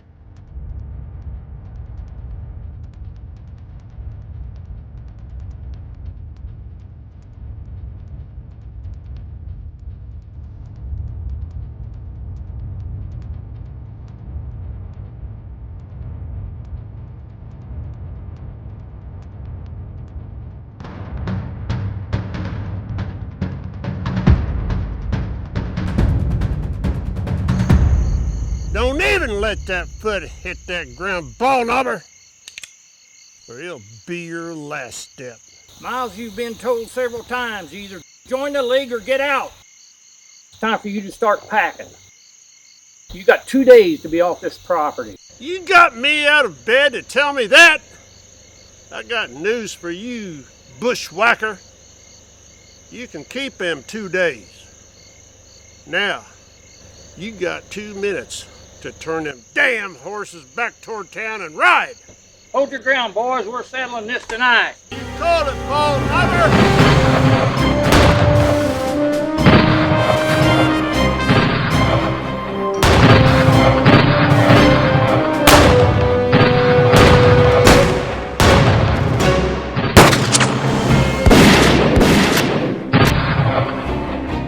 Try some more of this, you no good bushwhacker! Because you're the next one that's gonna fall! I'm your dead man! Stay a bit longer, we'll finish this, you son of a bitch!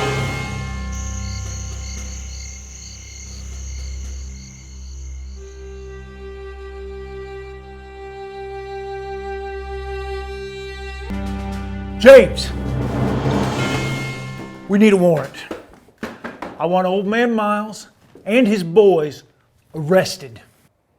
I already heard about it, Nat. William and Billy Miles were here this morning. They just wanted to go on record as to what happened last night. They didn't file an official complaint, but Billy did say they'd take care of it themselves on their land. They shot 4 of my men. I want them in jail. Can we just talk about this? Why did you send men out to the Miles place? We were protecting Taney County, same as we always do. We're backing you up.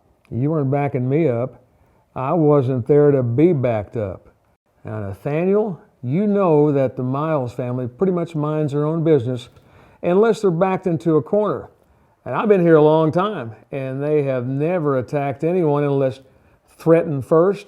So why?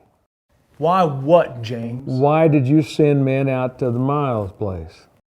They have ignored our request to join the Citizens League. People need to choose what side of the fence they're on. It's their fence to sit on, Nathaniel. It's their house, their land, and as long as they don't break any laws, they can just damn well do as they please on it. What happened to you helping me enforce the law? You know, going out to harass people just because they disagree with you is not enforcing the law. Now, Nathaniel, I've known you a long time. Your intentions were very good, but this is not what we agreed to, nor what we talked about. You agreed by oath to support the League. Yeah, and you agreed that the Citizens League was all about law and order. Law and order, Nat, not forcing people off their land. If it wasn't for the League, you'd probably be dead by now by bushwhackers. Right now, I'm starting to think there's just not much difference between the League and the bushwhackers. That is a hell of a thing for you to say to me. And that's a hell of a thing for your men to do. And from what I understand, it's not the first time. And Nat Kenny, you're a friend of mine, but I've got a job to do, and there's got to be law, Nat. Law and order, not vigilante harassment. You're making a mistake.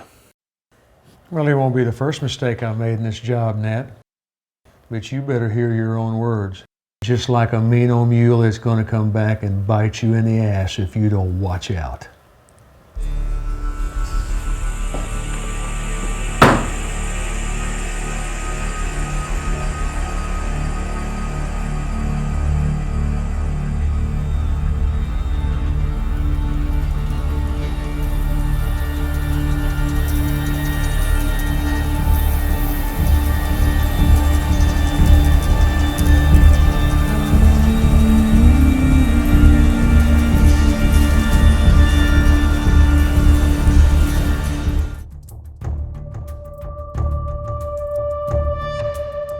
Spent a lot of time together.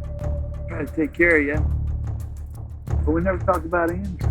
Promised your mom and your pa I'd take care of both of you. But I haven't done a very good job of that. Uncle Robert, you can't ever think that. Andrew loved you, and I love you. I've always been there for us.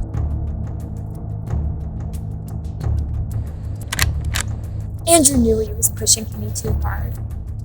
If this means anything to you, left you both with all my heart.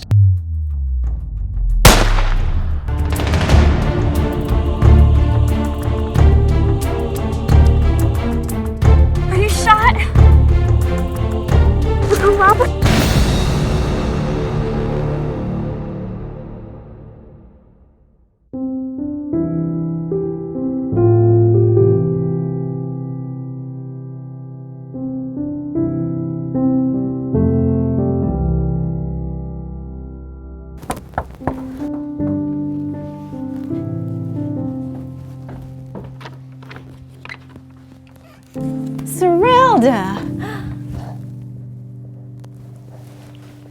Serelda, dear, what's wrong? Serelda, come in, sweetie. Come in and sit down.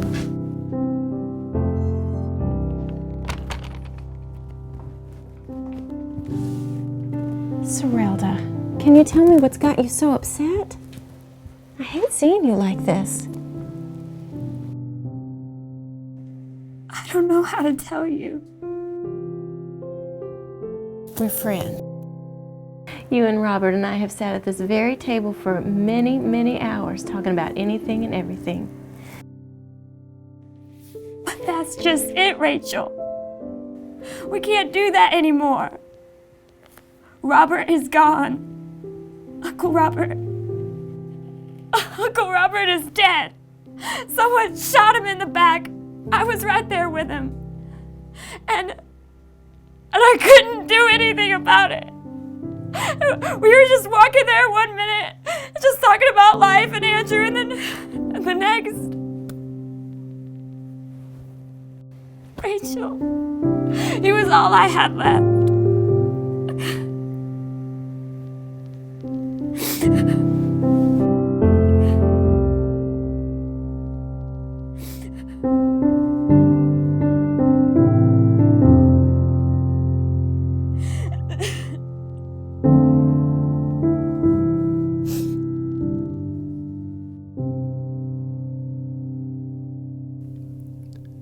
Many citizens in Taney County were constantly looking over their shoulder.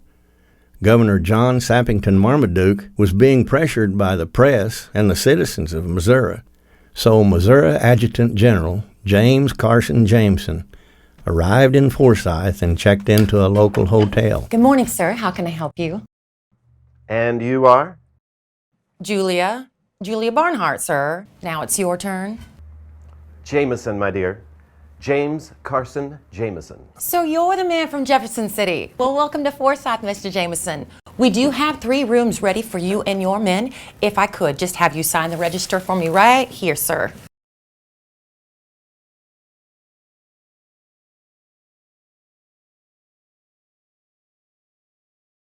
Thank you, sir. Your rooms are upstairs to the left. Yours is number 6. Well, thank you, Julia Barnhart. I appreciate it. Oh, Mr. Jameson, supper will be ready at 6. Adjunct General. I don't rightly know what an adjunct general is, but it sounds important. You'd think a general would be traveling with more than 2 men. Morning, Miss Julia. Morning, Wash. You lost? Ain't never seen you in the hotel before. I hear you have visitors. Wash Middleton, this is a hotel. We've always got visitors. Wait just a minute. We respect our guests' privacy and we expect others to do the same. Let me tell you something, Miss Julia. No, let me tell you something. I don't care what you do outside these walls, but you will not come in here and act like you just own the place. Because you don't.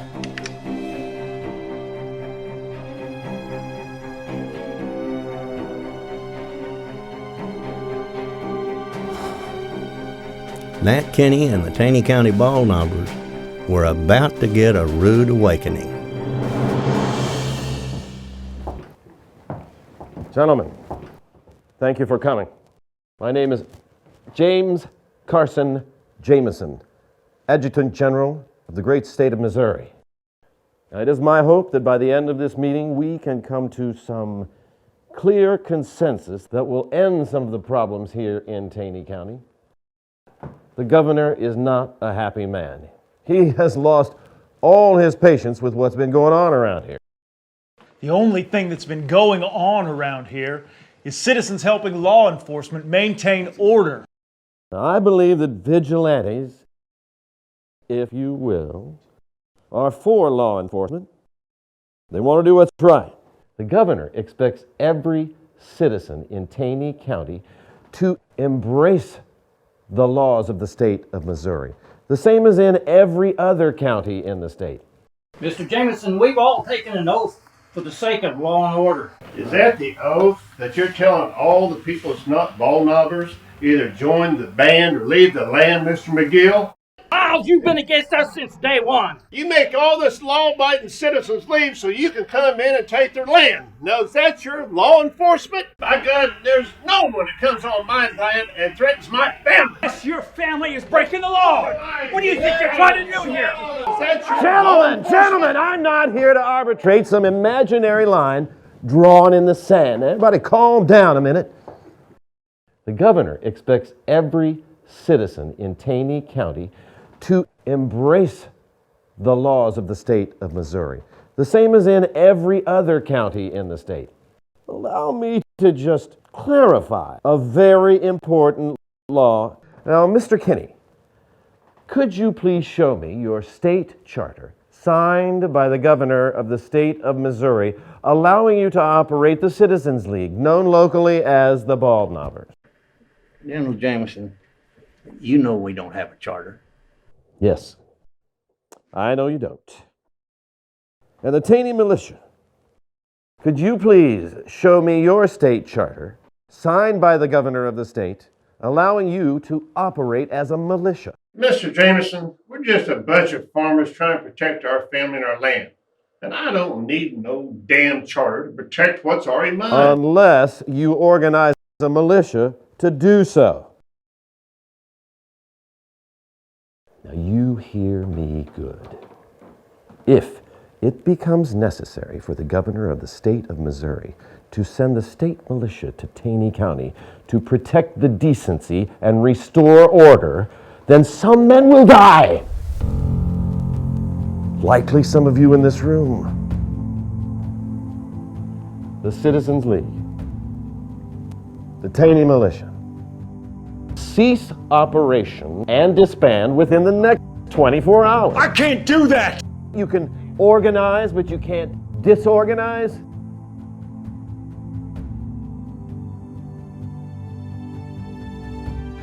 I need 48 hours.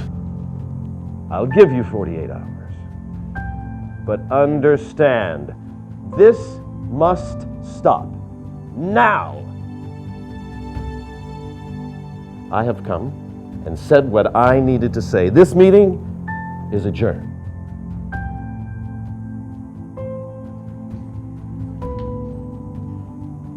Mr. Kinney, may I have a word with you for just a moment?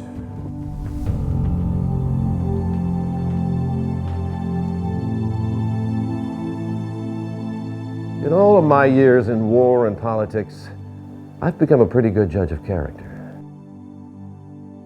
I do what I have to do, whatever it takes.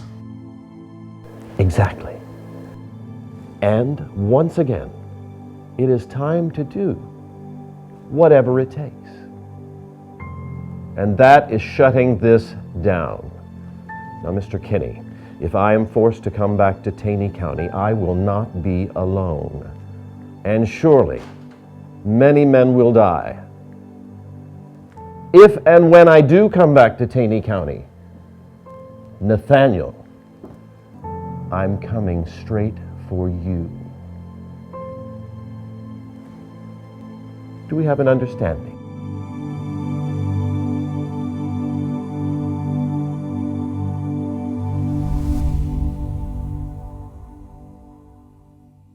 You silver-tongued devil, we wish. This one's supposed to be really good. Thank you. Gobbler, blue gobbler. Do you think it'll help? I've heard it's really good stuff. Tongue devil, we wish you would pass. That damn Snap. Blue gobbler, you're a dirty old bird. You just don't like us, then bite our big ass. Sam Snap, I say it's time you quit singing that damn Blue Gobbler song, else you got trouble coming to you. What's the matter, Wash? You don't like my little tune about the ball knobbers? Or maybe you just feel bad helping Kenny cover up the murder of Andrew Cogburn. You're a damn liar, you son of a bitch. I don't think so, Wash. You and I and Nathaniel Kinney know I'm right. Reckon you think it's a good day to die. Take it easy, Middleton. Mr. Snap has little children. Please don't do this. Missy, this ain't none of your business. You just step aside. Please, Mr. Middleton, don't!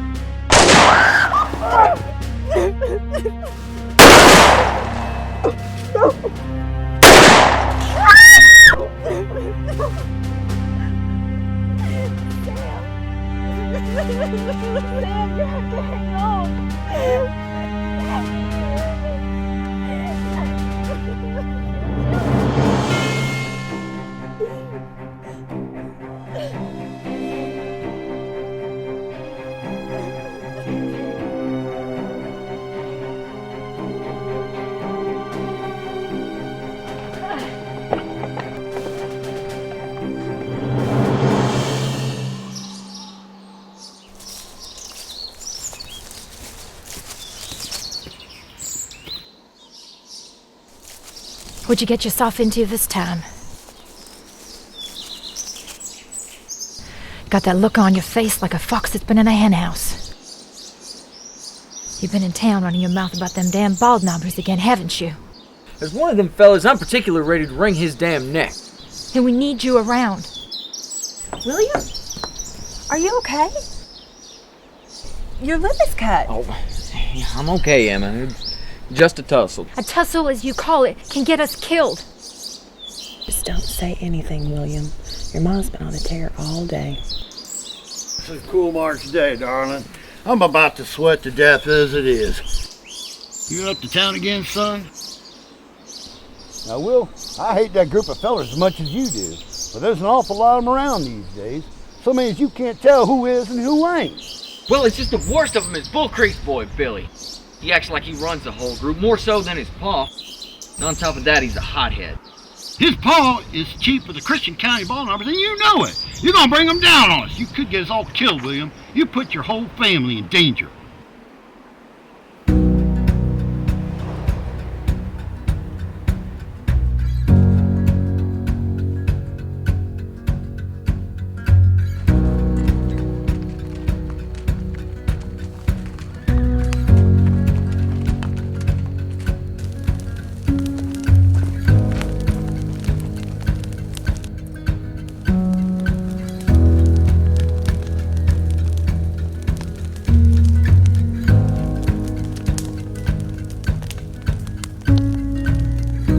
Since it's a bit cold tonight, I won't keep you all very long.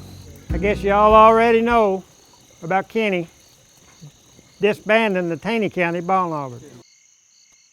They can crawl back under their covers if they want to. But we still got work to do here in Christian County. Am I right, boys? That's right. There was a time I'd agreed with you men. I'm not so sure anymore. We've done a good job cleaning up this county. You see, the state's done sent a militiaman down to see Kenny. They were going to bring soldiers in if they didn't disband. You know what? Let them bring their damn soldiers, Pa. Now, I'm for all doing what's right, but when it comes to staring down the barrel of a gun, just for doing what's right in my county, there's just too much at stake. Look, we're doing good here in Christian County. And we have right on our side. That's right. We've done all we can do. If we continue, we're going to regret it. We were bringing good to Christian County. And now what are we supposed to do? Just turn tail and run? No, I don't hide and I don't run anymore, Pa. We ain't gonna stand by and just let it fall back to the pigs, are we? I ain't ready to go to jail. And if the Taney County Ball Knobbers have disbanded with the numbers that they had, what chance do we stand? I agree with you, Joe. And Bull Creek Walker is right. Now, we have done what was necessary. And I believe all with the Lord on our side. So, gentlemen, it's time to hang up our hats. It's getting colder. Let's go home. We'll not beat the Christian County Ball Knobbers again.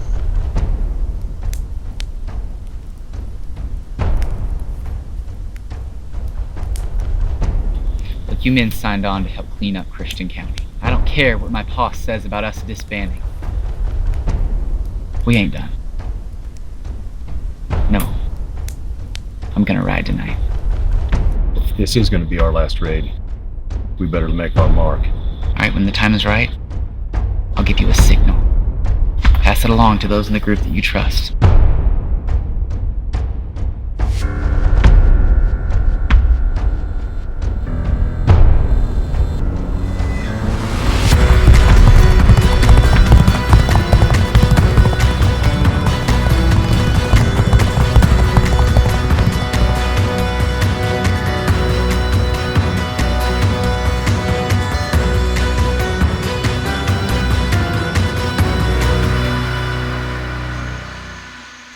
Now, Wiley, you and Bill go round back to that door there. When I give the signal, kick it down and make your move. Me and the boys will come through the front. Oh, Wiley, leave William Edens for me.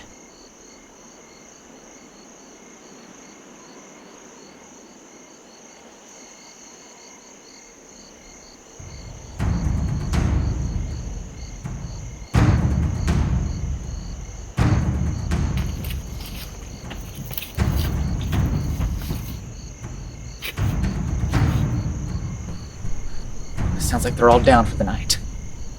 Now this could be our last raid, boys. Let's make it count. Oh, Billy, this is a bad idea. For God's sake, they got women and children in there. They brought it on themselves, John. Enough talk, now let's do it.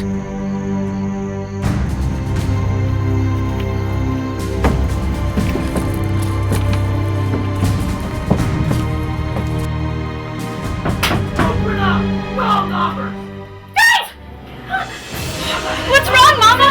William, get out! Just stay put baby down.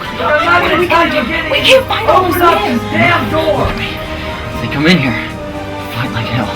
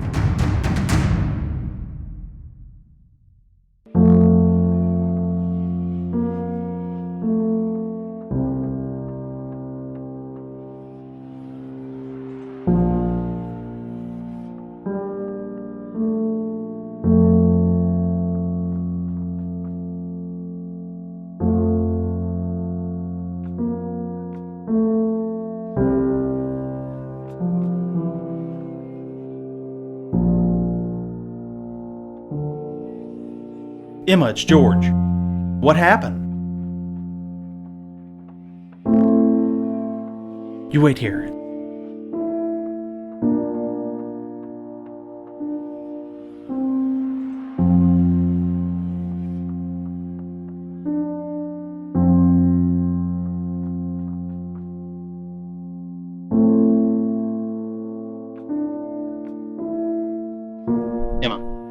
Emma, I'm gonna take you inside. I need to go to town for help.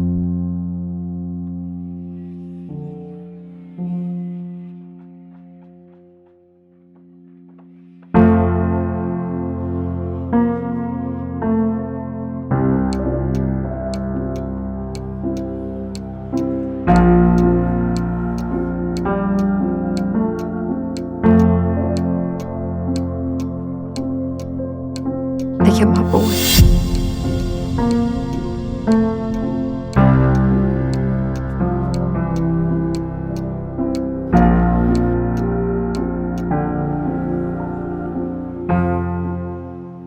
Morning of March 12, 1887, was a grisly scene at the Edens cabin.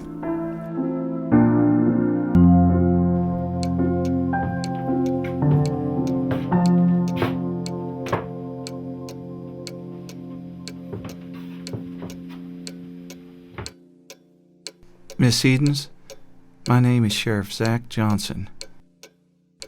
I know who you are. They killed my boys. They killed them dead. Were you able to recognize any of them? Y'all held Devil's Mask on. I reckon I know some of them. I tore the mask off one of them. It's here on the bed. Don't even know what time it was. Never even heard him ride up.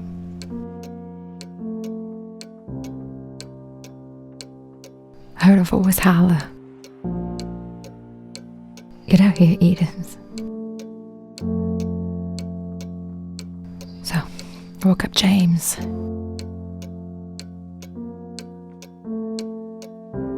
Got to the door.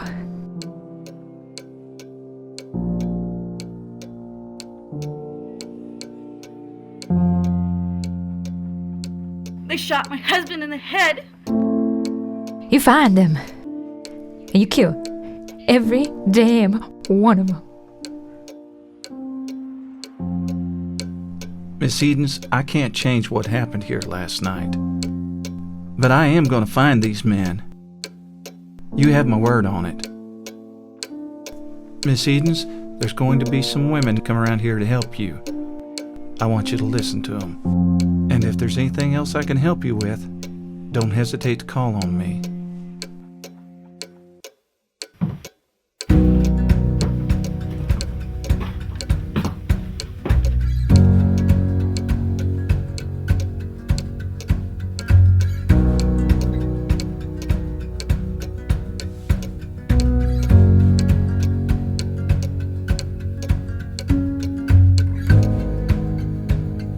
The sheriff quickly arrested 6 ball knobbers, one of them being Joe Inman, who gave a full confession, naming everyone he knew who had been a part of that horrible evening. Sheriff Johnson used that information to capture almost all of the ball knobbers who had taken part in the killings. Within a week, Sheriff Johnson had 25 ball knobbers incarcerated, including the leader, Bull Creek Dave Walker.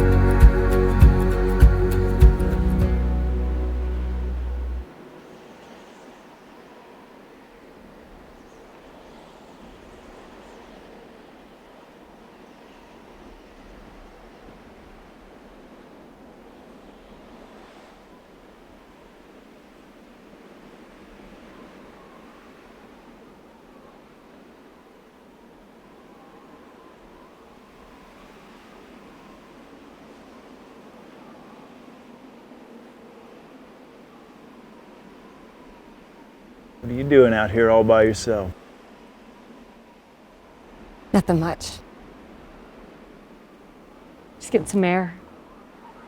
Thinking. Look at things, you're thinking pretty hard. I'm gonna leave you alone for a while? No, it's okay.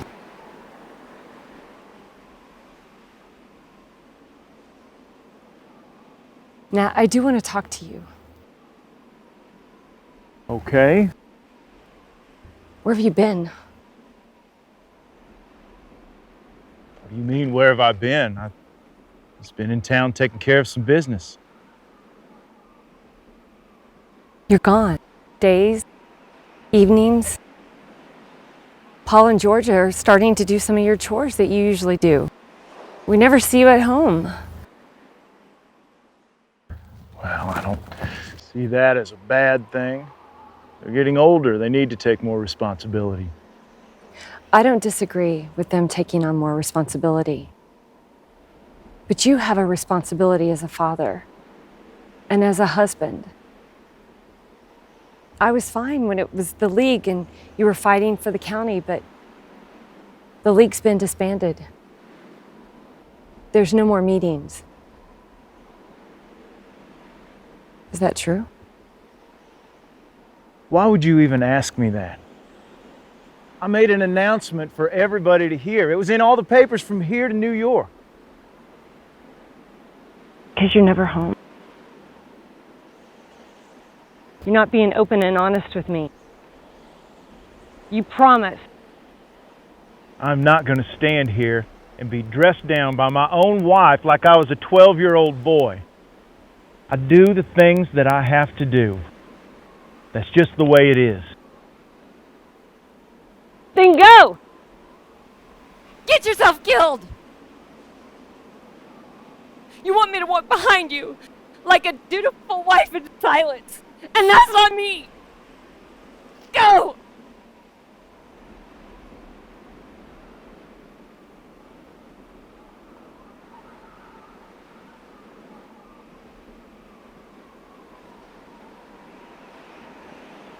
I'm sorry, Maggie. I did disband the league.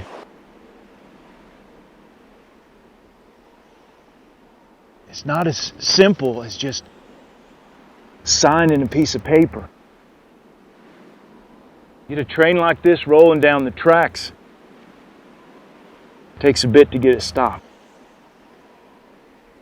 Now, I'm not going on raids anymore.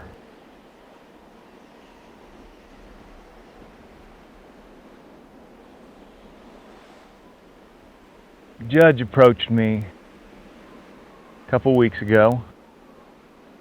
that's handling the SB Berry store. He wants me to take an inventory before they get divorced so that they can divide things up. Thought about it. I think I'm going to buy it. Farming at our age, it's hard work. I should be done with the inventory in a couple of weeks, maybe. What happened to us making our decisions together? For once in our marriage, I'm so disappointed in you. I'm disappointed that you shut your family out. I love you more than you could ever know. Because of that, I've held back some things that I shouldn't have to protect you. I spent a lot of years on my own just taking care of me. And to protect you and the children, I've built this wall around you. The mistake is that in building that wall, I put myself on the outside. And that was wrong.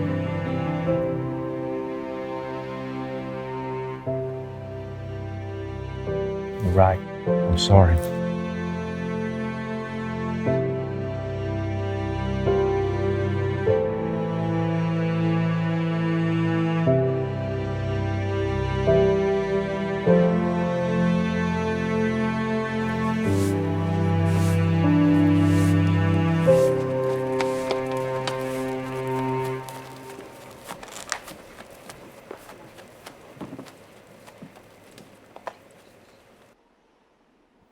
I notice you cradling that rifle just about as fondly as your last lady friend.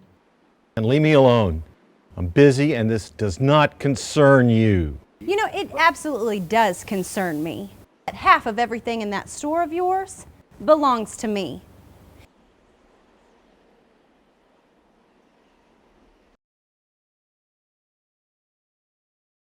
Paul, you're gonna eat me out of licorice over there.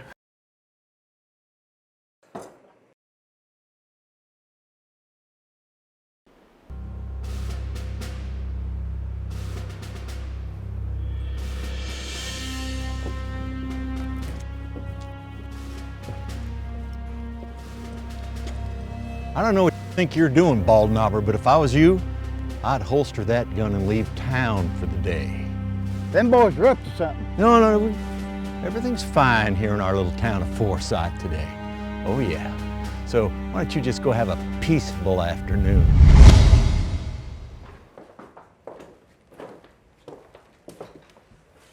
What the hell are you two doing in here?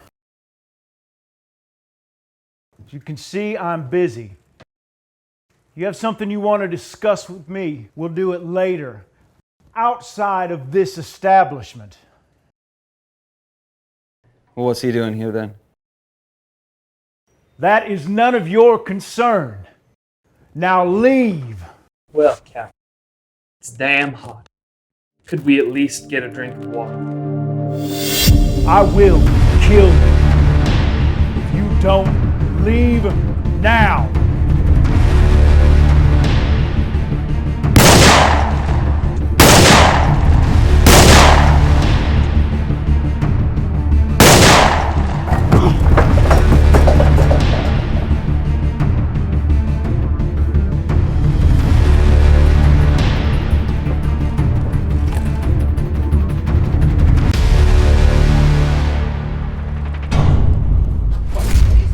Where's shots come from? Out of my way. I've just killed Nat Kinney in self-defense. I peacefully surrender myself to the authorities of this county.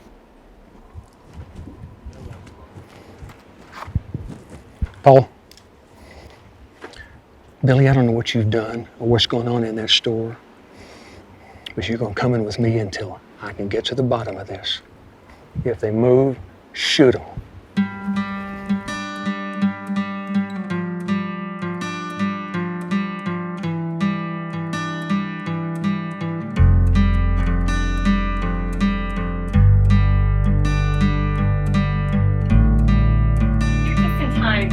children and I have just made the best oatmeal cookies you'll ever taste.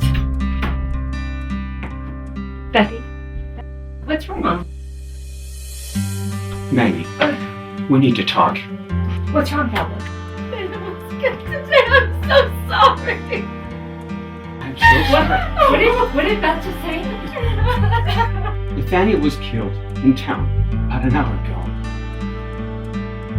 Yeah, well, no, he's at the Mercantile. He was just here this morning, and he can take care of himself, and he's... I'm sorry, he's gone. Maggie, he was at the store when he was killed. He's gone. I'm sorry.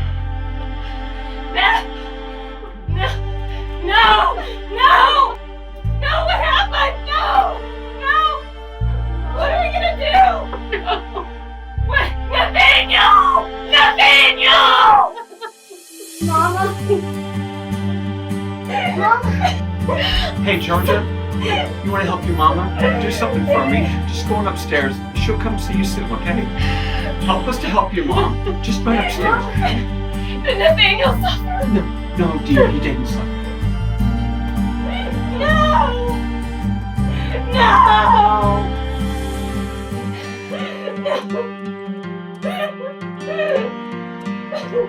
Dad, just stay with her. Check on the children.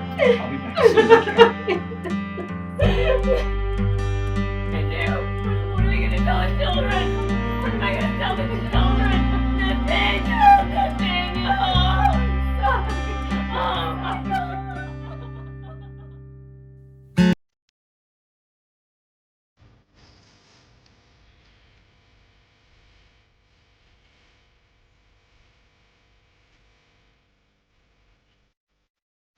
My lady sun is sinking fast. My race is nearly run. My strongest trials now are past. My triumph is begun.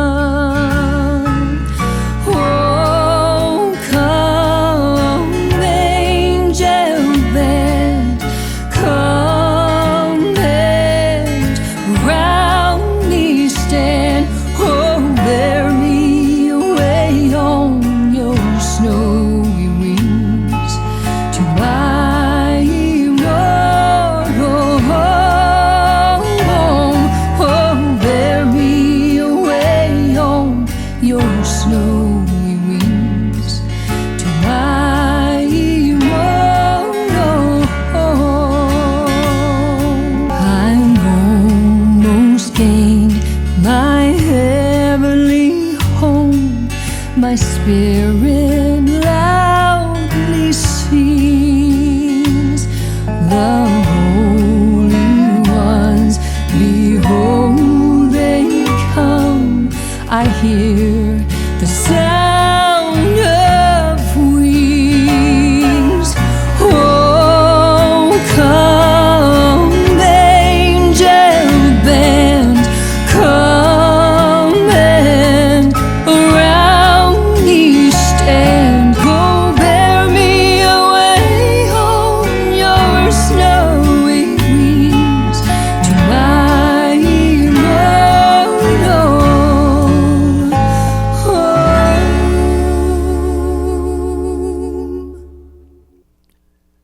Dave Walker, his son Billy, and John Matthews were anticipating their fate. May 10th, 1889 was the day set by the state for them to hang. Sheriff Johnson had known each of these condemned men for many years, so they insisted that he be in charge of the execution, even though he had no experience in such matters. The three men were trying to desperately get right with God. Feeling more and more hopeless as no stay of execution had come from the governor, the three men sought peace through religion.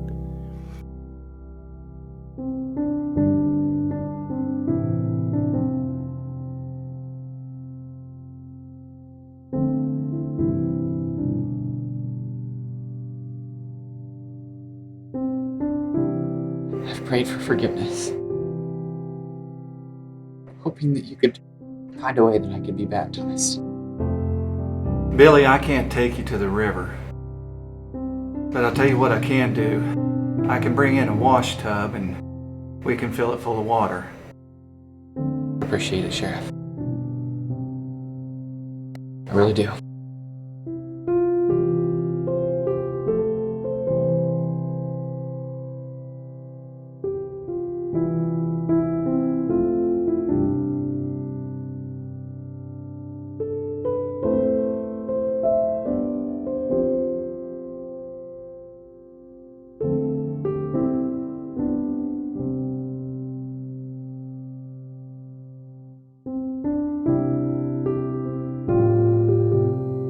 Take care of your mama.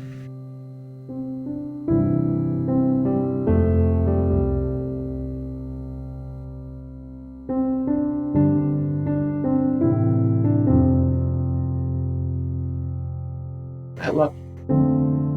Oh, Billy. This can't be happening. You can't leave me.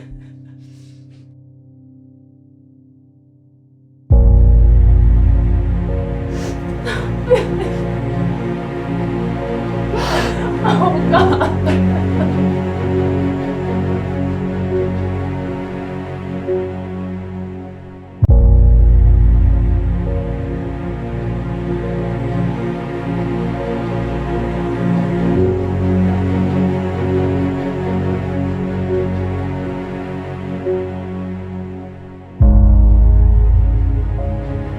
They're bringing them in! They're bringing them in!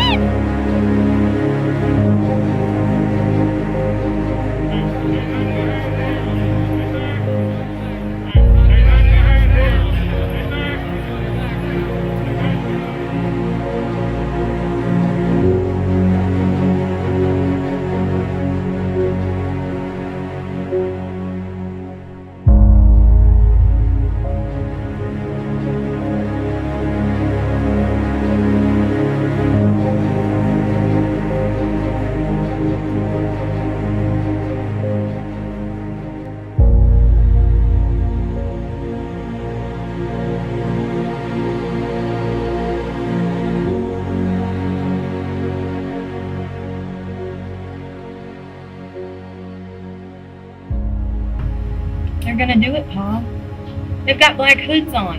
Emma, come away from the things. You don't need to see this. Then why are we here? They killed my husband and your son. I will see them die. Heavenly Father, remember these men. Remember thy son's word. Forgive my enemies, for they know not what they do. We ask you to give knowledge and Christian faith to their friends. Bless and remember their families. Heavenly Father, our last request that you give these men courage to meet their fate. Amen.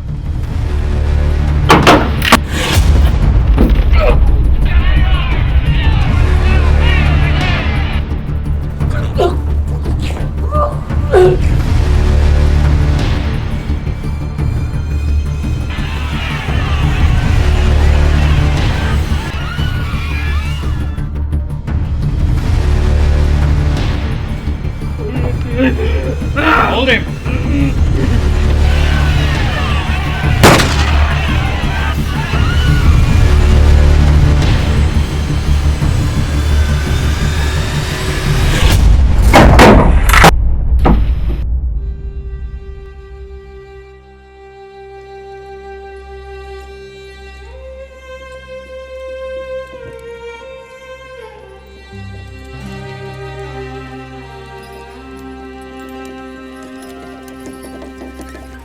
The Walker family didn't attend the hanging.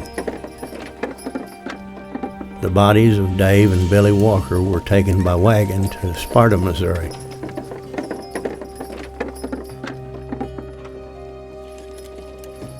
It was said that when they were getting ready for the burial and they removed the blankets from the bodies, Billy Walker appeared as if he was just peacefully sleeping. The same could not be said for his father, Dave Walker. The two men were buried together in a common grave.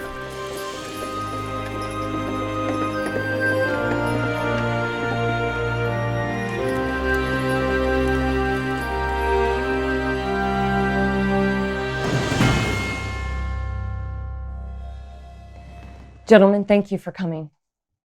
Maggie, this here is Ed Funk, the man I was telling you about. He's here to help you out with what you're looking for. Miss Kinney? Thank you, sir. Mr. Funk, would you like some coffee? That'd be nice, ma'am.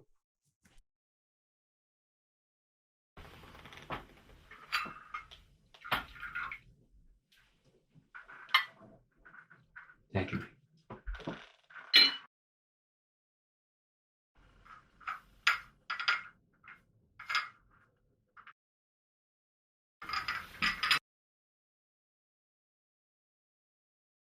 Mr. Funk, Galba tells me you're good with a gun. Yes, ma'am, I am. I've been doing this a long time. If I wasn't any good, I'd be the one 6 feet under right now. Mr. Funk, I'll get right to the point. My husband was murdered, and I want the man who killed him dead.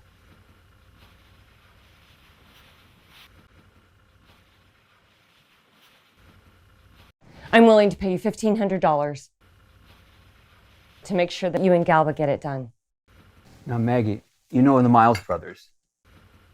Whenever you see one of them, the other two are always close by. It's going to be tough, but it can be done. Ed, the Miles brothers are very good with guns, especially Billy, and they don't back up from anyone. That is only going to make it easier. I'll give you $500 now, and the rest when Billy Miles is laying in his grave. Miss Kinney, that's going to be a matter of picking the right moment. But I will see this through. You can count on that. Do we have a deal?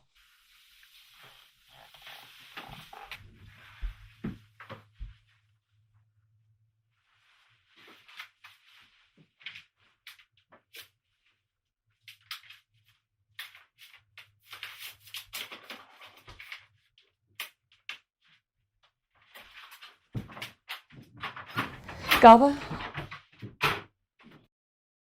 be careful. I will, Maggie. It'll be okay.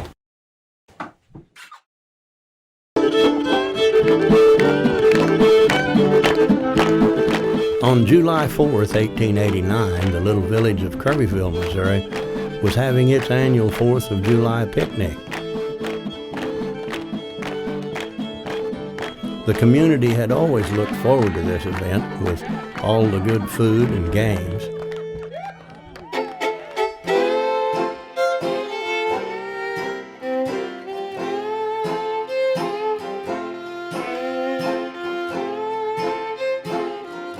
Galba Branson and Marshall Ed Funk were looking forward to this picnic for a different reason.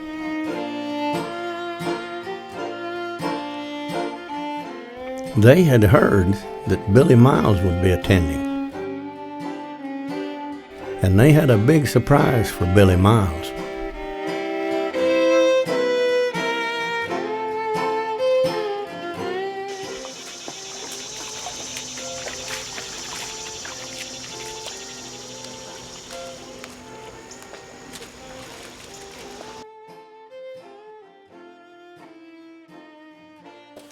Jim, Manny. There was an awful lot of ball knobbers here at this picnic. Who's that fella who's walking around with Sheriff Branson? How about that, Billy? He looks like trouble. I don't know yet. I'm sure he's with Branson. Looks like he's sticking with him pretty close.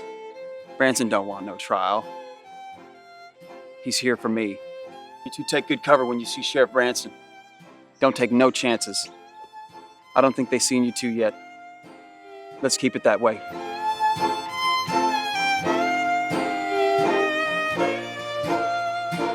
Mrs. McClary, you mind if young John here held our horses while me and my brothers get a drink and rest the spell? Not at all, Jim. John, go ahead. Hold tight, young horses, and keep them close. They're a bit spirited.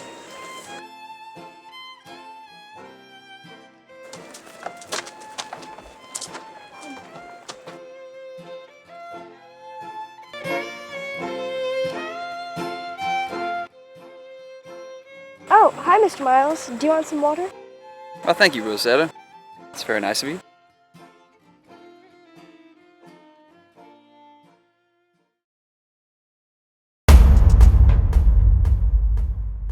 Hold up, will you?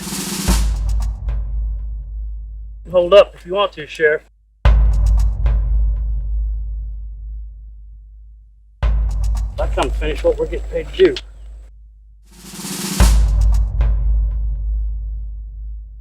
We stick together, remember?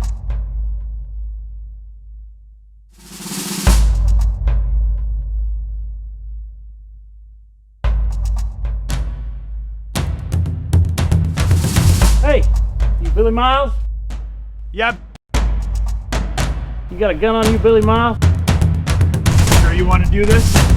Answer the question. I got a gun.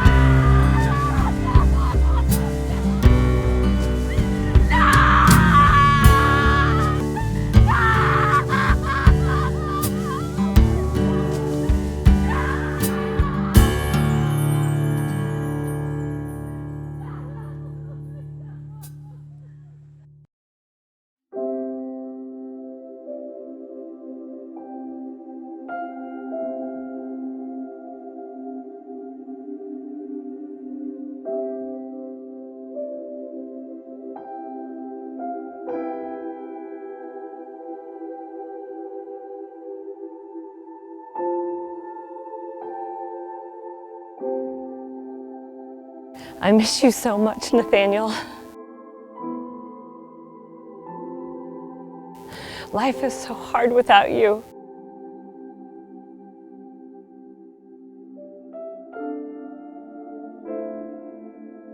It's hard to even take a breath or another step.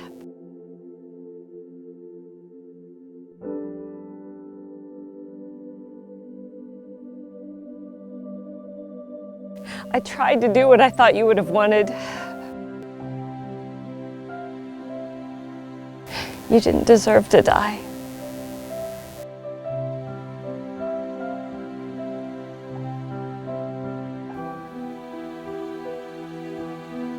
Nada made such a mess of things.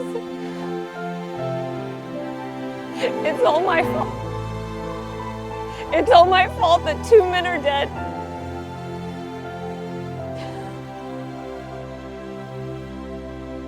And Elizabeth Branson,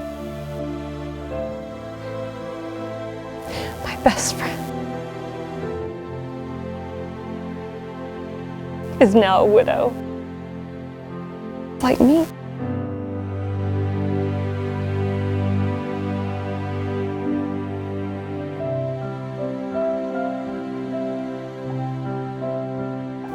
I know I have to be strong for the children.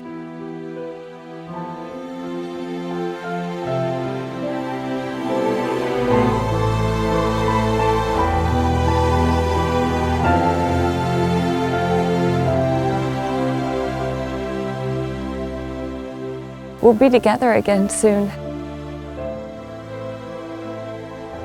when I take my last breath.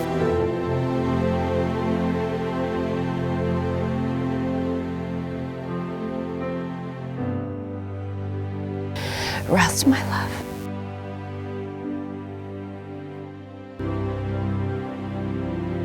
Rest, Nathaniel.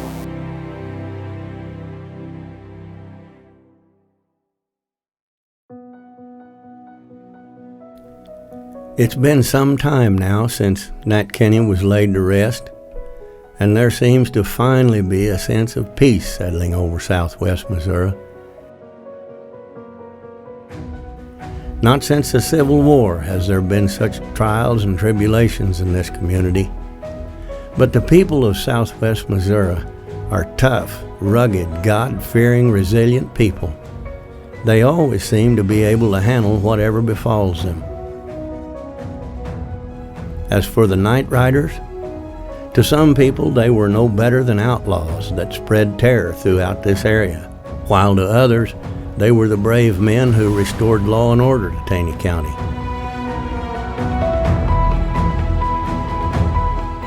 But however you choose to look at it, it will be recorded in Missouri's history that in the 1880s in southwest Missouri, there was a group of men that struck fear in the hearts of those who chose to break the law. They were known as the Ball Knobbers.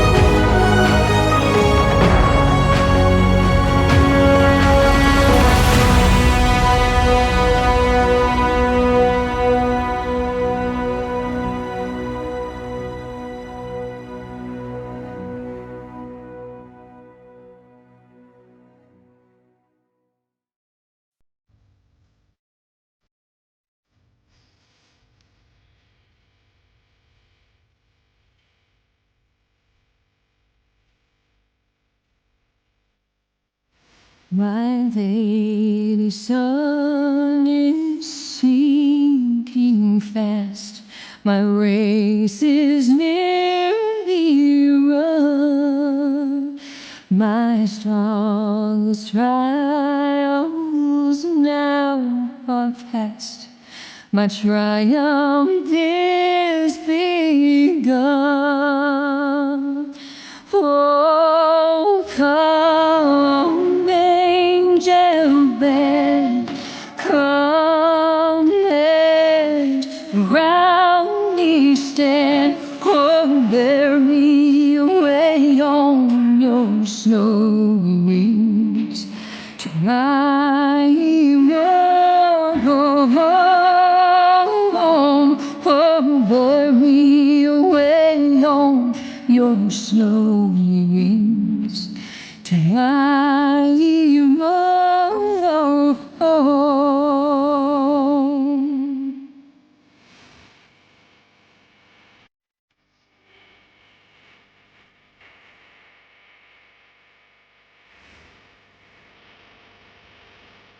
I've almost gained my heavenly home, my spirit loudly sings. The Holy Ones, even they come, I hear the sound